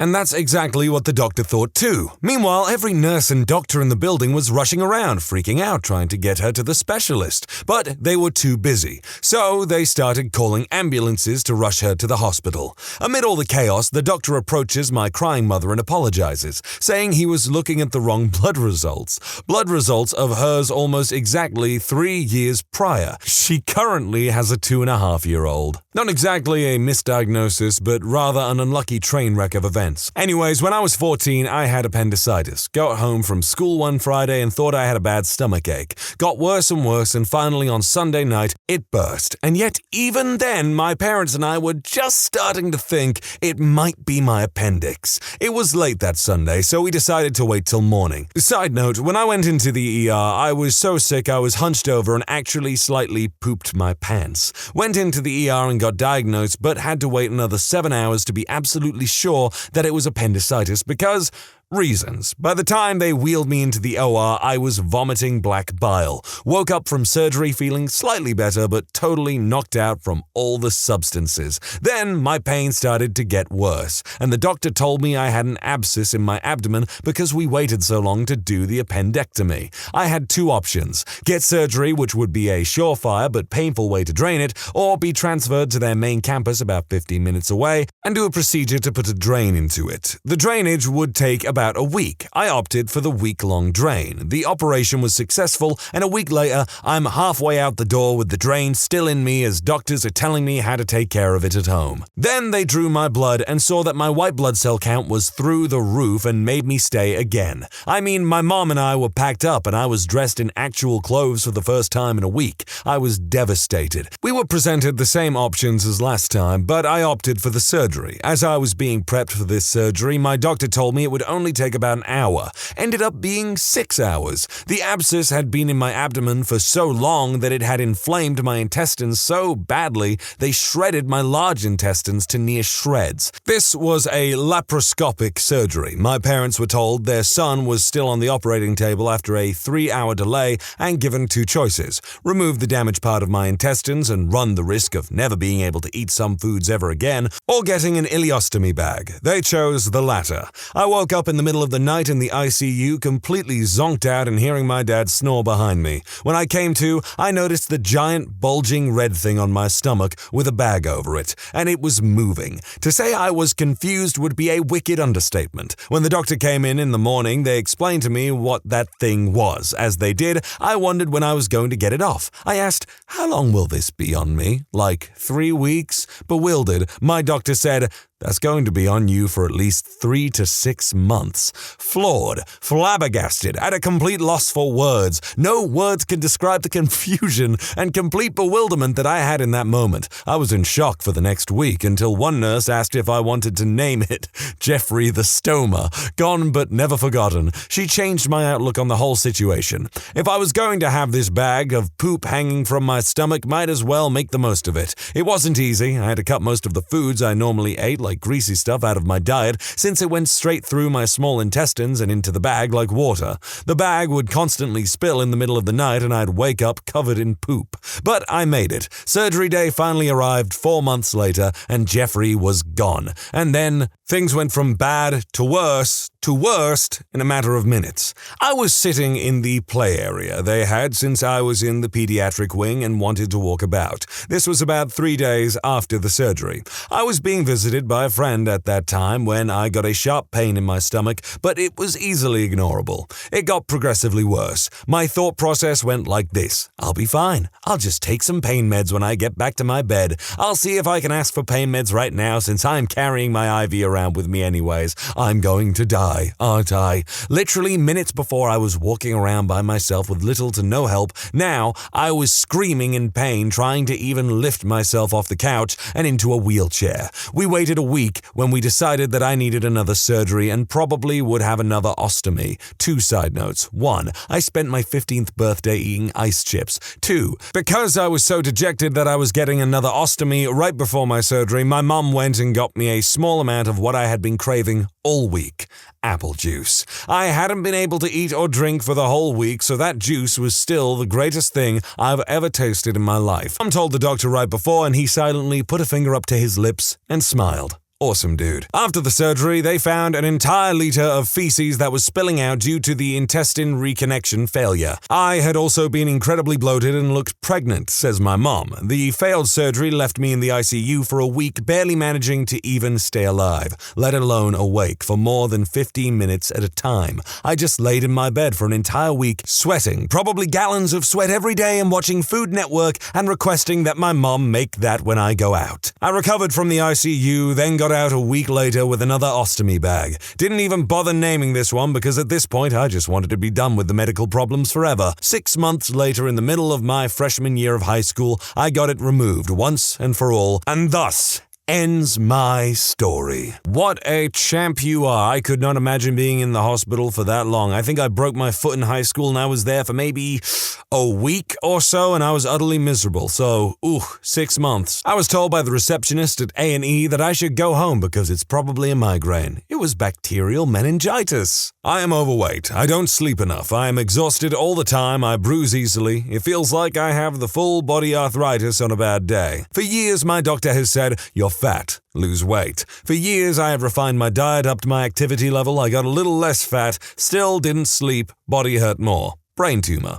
It was a tumor. Granted, the best kind of tumor, small and benign. It destroyed my self-confidence. I went through years of frustration and self-doubt. My health continued to suffer as the tumor grew and completely shut down my endocrine system. And let me tell you, dealing with a non-functioning endocrine system is something else. But at least I know now what is wrong. That sounds like it friggin' sucks. Like, I'm someone who cares a lot about their personal fitness and everything, but it must suck when you go to the doctors and every time it's like, "Oh, you're fat. You're fat. That's the reason why anything's wrong with you. It's because you're fat." And you're just sat there like, "Can we run some tests or maybe explore some other possibilities? Because I think it's more than that." It's like, "No, it's because you're fat." On that note, though, if you're happy with your body the way that it is, I'm glad for you. But keep in mind that your personal physical fitness and health is all your personal responsibility, and obesity does cause its own fair share of issues. What's the smallest amount of power you've seen go to someone's head? Public school bus driver for a poor farming area, middle school aged. We weren't allowed to talk, even at a murmur. Turn our heads, read, or do homework. The ride was an hour each way. Any infractions, he would pull over and scream at us, and usually give any kids involved and whoever was next to them a multiple-day bus ban. Rural, poor area from the school meant a lot of kids just couldn't go to school those days.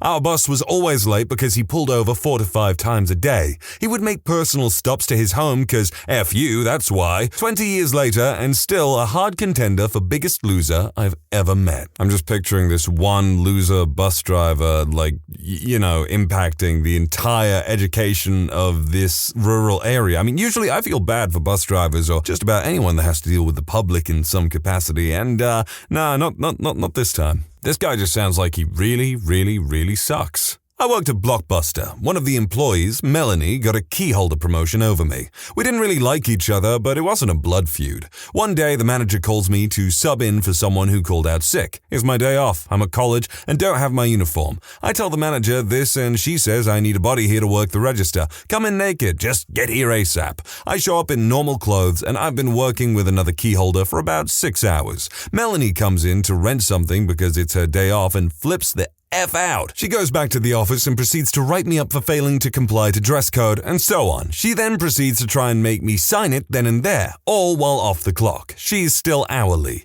She does this for the next 2 hours until the store closes. No dice. I tell her to sit and spin on it. Manager comes in the next morning to a crap storm. Melanie gets written up for working off the clock, tells her I acted on a direct order from her, and she needs to get off her frickin' high horse. Alright, so I was a PA, production assistant, the lowest of the low on a film set, for a Kelsey Grammer submarine comedy called Down Periscope. One guy was giving the meaningless title of Key PA and decided he was going to help wrangle background extras for this big exterior shot we're working on. Now, everyone, including the extras, knew that the camera was probably framed in a medium close-up on the principal actors who were doing a scene way down at the end of the dock. Nonetheless, Key PA guy took it upon himself to start blocking out whole entire scenes of these background extras. I'm talking crowds of people. You guys over there, your families of the sailors who haven't seen your husbands in 6 months and you run from the bus to the fence, but you guys are cadets who get in the way and you guys are arguing about which car has the right of way. Then all you kids start clapping because you see a big doggy pulling his owner so fast he trips over the leash.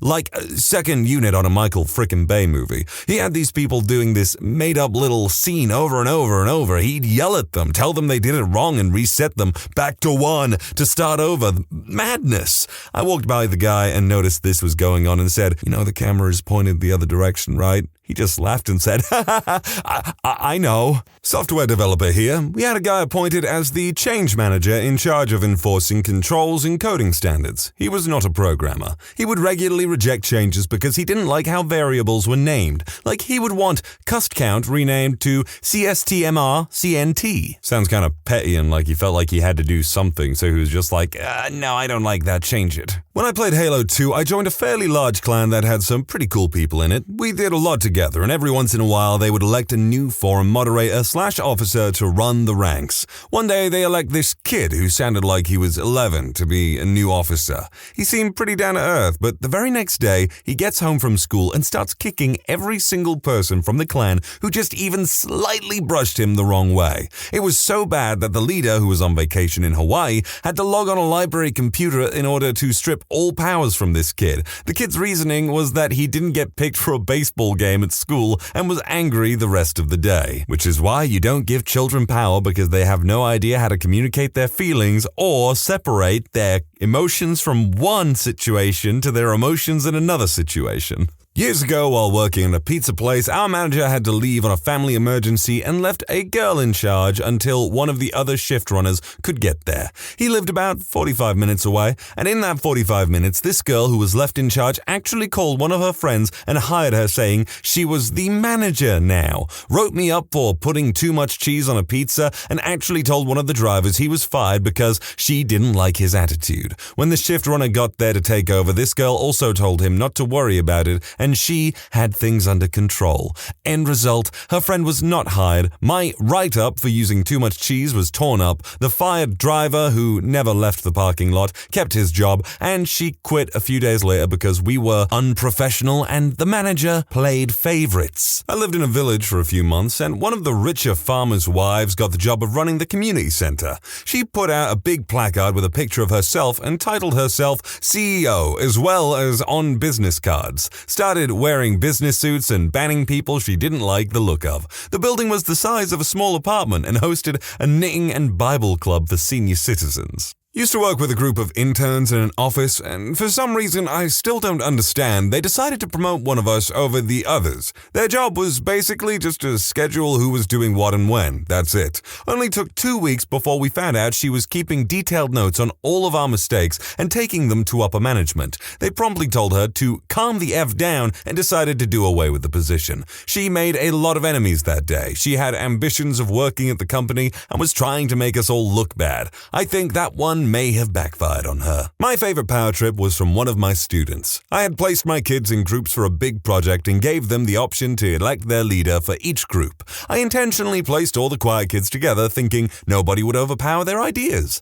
I was so wrong. Vincent was elected leader because none of the other quiet kids wanted the responsibility, and he immediately became a despot, controlling whether they were allowed to ask me questions, giving assignments and dictating the exact outcome, loudly berating his teammates if a drawn picture was even millimeters off center. I want you to understand that before this, Vincent would hardly raise his voice when I made him answer questions for the class. After a day of guiding him toward better leadership strategies, I came in like the goddamn US Marines and deposed him, but better than the US because I facilitated the next election. The students decided no joint power between two entities, so no single person would let the power go to their head. It would have been a great teachable moment for checks and balances, but we were studying anthropology, so I let it go and always looked sideways at Vincent after that. There's always some shy, weak person that's waiting for an opportunity to grab a power and then abuse it. I mean, this is literally why I've always said don't trust people that do their utmost best to appear absolutely harmless. A girl I worked with was promoted to assistant manager at a Little Caesars because she was the only one there that was 18. She went from an okay worker to not doing anything and making my time there a living hell. I eventually quit and was asked to come back after she was fired. 5 years later, I got a random Facebook message from her apologizing for being such a douche during that time. I once worked part-time doing inventory. We would go to stores like the Bay, Whole Foods, and literally count everything on the shelves with our fancy, dancy machines. This one man was given leadership of the home section. Now, he wasn't actually given any management power, made the same amount as everyone else, all that. Just literally, he was told, okay, you and these people are going to the home section, divvy it up however.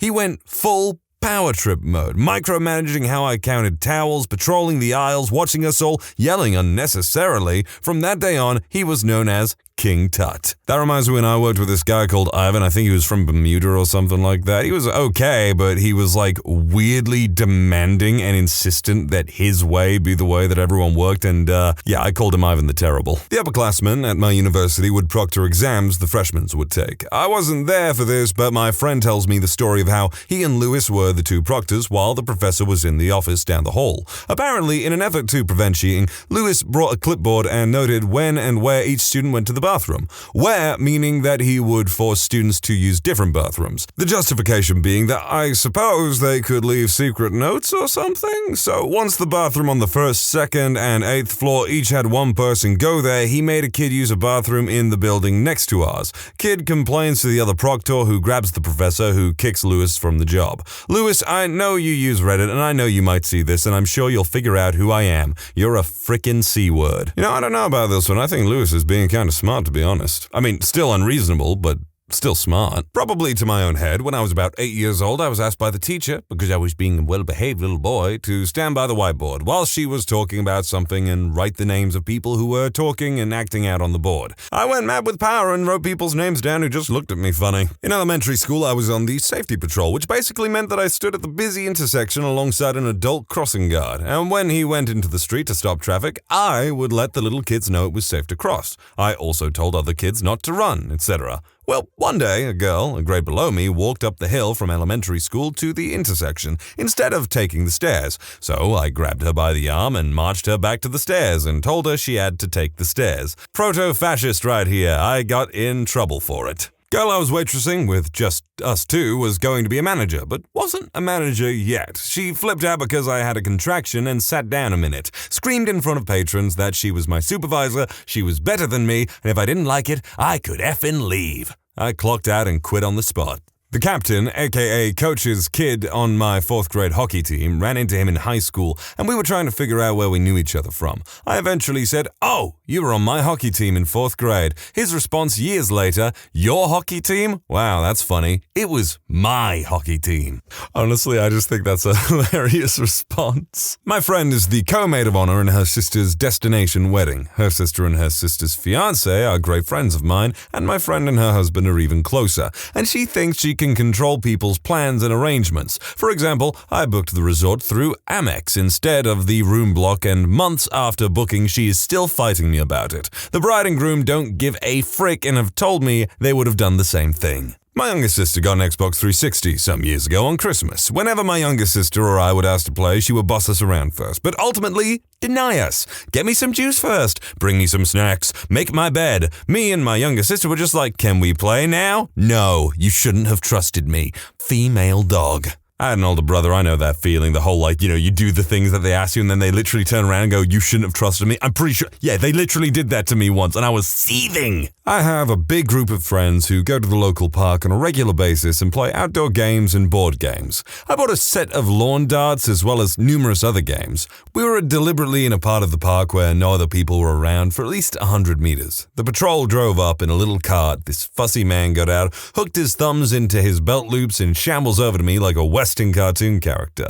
The only thing he was missing was hay in his teeth and a hat to tip back. He tried to confiscate my lawn darts as they posed a danger to the public. I pointed out there was no public around outside of our group. Then he went with the line that the little lady was using them incorrectly and posing a danger to myself. I was 38 at the time and I am 5'10". I towered over his little diminutive self, and lady is not the first word I would use to describe myself. I asked him on whose authority he was confiscating my games and to show me the bylaw that allowed this. I even pulled out my phone to look up the park rules. He started to get flustered, and by this point my friends were openly laughing at his routine. He backed off and drove away. Later that day, when one of us made a complaint at the office, we learned he was actually the park maintenance man, garbage collector, and had zero authority. He wasn't even supposed to be driving that particular vehicle. Was the garbage collector douchey? Yes, but do you also sound like a douche? In my humble opinion, yes, but only when they start ragging on the person's size and stuff. They can't help that. My boss recently found out that he's related to Michelle Obama. He bragged about it all day. Self-roast. When I was in second grade, we played a class maths game that included some quick mental thinking. There was a prize, the big digit timer. That was literally a timer or clock my teacher had probably gotten from the supermarket. It took most of the year for someone to finally win it, that person being me. Cut to a week later, and when someone insulted me, my go-to response of, "Yeah, well, I won the big digit timer and you didn't." Literally a frickin' timer. That's just another one that I find really funny. My boyfriend has his name on the title of the house next to his father's. My boyfriend and I live in a house that his dad bought for him so he could avoid dorm living. His sisters were living with us while they attended school with him, and they still drop by whenever they need to, and they're allowed to just walk in whenever. His dad shows up whenever he wants and needs to as well. Yet my boyfriend will get on the mic on his games, and when his friends start talking mad crap, he just goes, "Well, at least I own my own house." "Yeah, but I have my own house. I'm going to college and I own a house. We can't afford to pay rent. His dad is paying for us to live here and buying our groceries. His dad also takes care of 100% of all the problems that happen with the house and whatnot. His dad technically owns the car my boyfriend drives. He has not paid for anything. Hell, I've paid more in rent and other expenses in total than he has. My daughter in 5th grade, when they gave her a safety patrol badge, oh my god, it was awful. We called her Paul Blart behind her back. She wasn't as incompetent as he was, but to say that she was taking her job seriously was an understatement. That just sounds cute. So, I'm not proud of this, that needs to be said. In high school, my boyfriend slid into home base, literally, this is not an innuendo, and sacrificed his ankle for a home run. I drove him to the emergency room, and when his mom arrived, I volunteered to go get food to escape her and feed his teammates. While waiting for my pizza at a nearby joint, the kind with games and crap for kids, I decided it would be so cool if I brought toppings with me. I was known as a bit of a rule follower, so I thought snagging the glass pepper and cheese shakers would make me look cool. I don't know, it was frickin' stupid. So I casually put them in my purse and internally applaud myself for being such a rebel. Then it happens. "Miss, are you stealing those?" I turn around to see a kid who was probably my age but seemed much more authoritative in that moment, looking rather indignant. He pointedly grabs my purse and gazes at the contraband, then looks at me with true disdain. I mean, you'd think there were dead kittens in that bag. He then proceeds to lecture me about theft. I was scared at first, my first criminal act was not going well, but then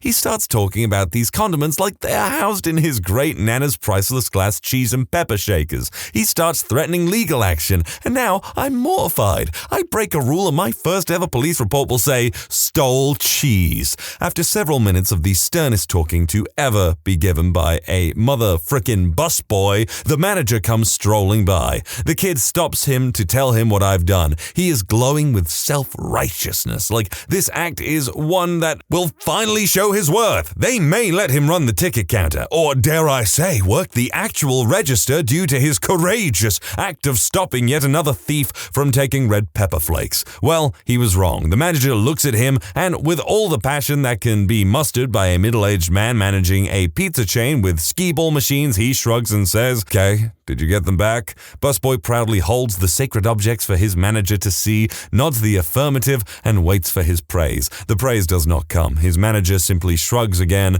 and mumbles, "K." Busboy is bruised, but not broken. He then enthusiastically suggests to the manager that the authorities be called and charges be filled so that I may be prosecuted to the fullest extent of the law. This woke his manager up a bit. His eyes widened and he looks at the busboy and asks, "Are you insane? You got the shakers back. We are done here." It was a hit for sure. Busboy is shocked. This is simply not how he saw this playing out. He thought this was his ticket out of cleaning puke out of the ball pit, but no. As he suffered through what I'm sure were flashbacks of the weekend of 8-year-old birthday party soda experiments and the mess those make, I realized that I was never in danger. This busboy was riding so high on the perceived power bestowed upon him by his pizza overlords, I had been scared. But he had no power here. As he regained composure and tried to save face by letting me off with a stern warning, I just laughed. I took my pizza and no condiments, and I left. I'm pleased that I do not have a police record, even more so that I don't have one that mentions Parmesan cheese, all because of the power-crazed busboy in history. Some people gotta really stop and think, am I being a total Jobsworth about this? Like, yeah, they were right to grab them and be like, no, don't steal the shakers, but then they just took it to a whole nother level that it didn't need to be taken to whatsoever. Like, yeah, don't let people steal from you, full stop. It sets a bad example and, people think you're weak. Man was trying to go above and beyond and just ended up looking like a fool. I bussed for a month at a restaurant before being promoted, but during that time, one of the managers would use the busboys as her personal assistants. She would have us do the small jobs she had to do while bussing. She also asked us the same way every time. Could you pretty please get me ice? Could you pretty please carry the boxes for me? Could you pretty please go get my food for me? She was older and had no husband, but desperately wanted a rich guy, and she also had a wild booger sugar addiction. I work at a big factory as the lowest level of manager, 5th level. Sometimes I work in projects with a guy in 2nd level management. He steps up to location manager, 1st level. Whenever our location manager is away. One day while working on a project, our location manager was away, and the guy I worked with had to leave in a minor emergency, water leak at home. He made me sign a document really quick, gave me a phone, and left. After reading the document, I quickly realized I was acting location manager. I went down a level to 3rd level management to visit my boss's boss and told him he was doing a good job and to keep it up. Priceless look on faces ensued. I don't know why, but I really thought that this was going to go in the direction of, so as acting location manager, I then handed off the position to the next guy beneath me and effed off to do something that I wanted to do, like visit someone or do something or go somewhere. I just today watched an 18-year-old kid get forklift certified. While loading up trucks, he got the nerve to start barking orders at a senior staff, including myself, and hastily was revoked of his license. He didn't say a word as he left work today. My 5-year-old won the kindergarten Olympics. He was a complete butthead for about a week. When I worked at McDonald's, a teenager was made temporary assistant manager for a little under an hour and threatened to send 3 people home. That guy got his hours cut real quick. Twitch mods, it's hilarious. They can be given mod for no reason and they are so stupid they actually think they are like a law enforcer. Young teens being given the power to ban people at will, and you can actually feel the inflation and narcissism. It's hilarious. Forklift certified? Well, that's your problem right there, don't you know? Getting forklift certification can corrupt you even faster than the one ring to rule them all. It takes a very special person to wield that kind of power. When you subscribe, make sure to hit the bell to turn on notifications. Put the playlist on in the background to finish listening to all the stories. And if you like Am I the Genius, give Am I the Jerk a shot. Linked in the description below.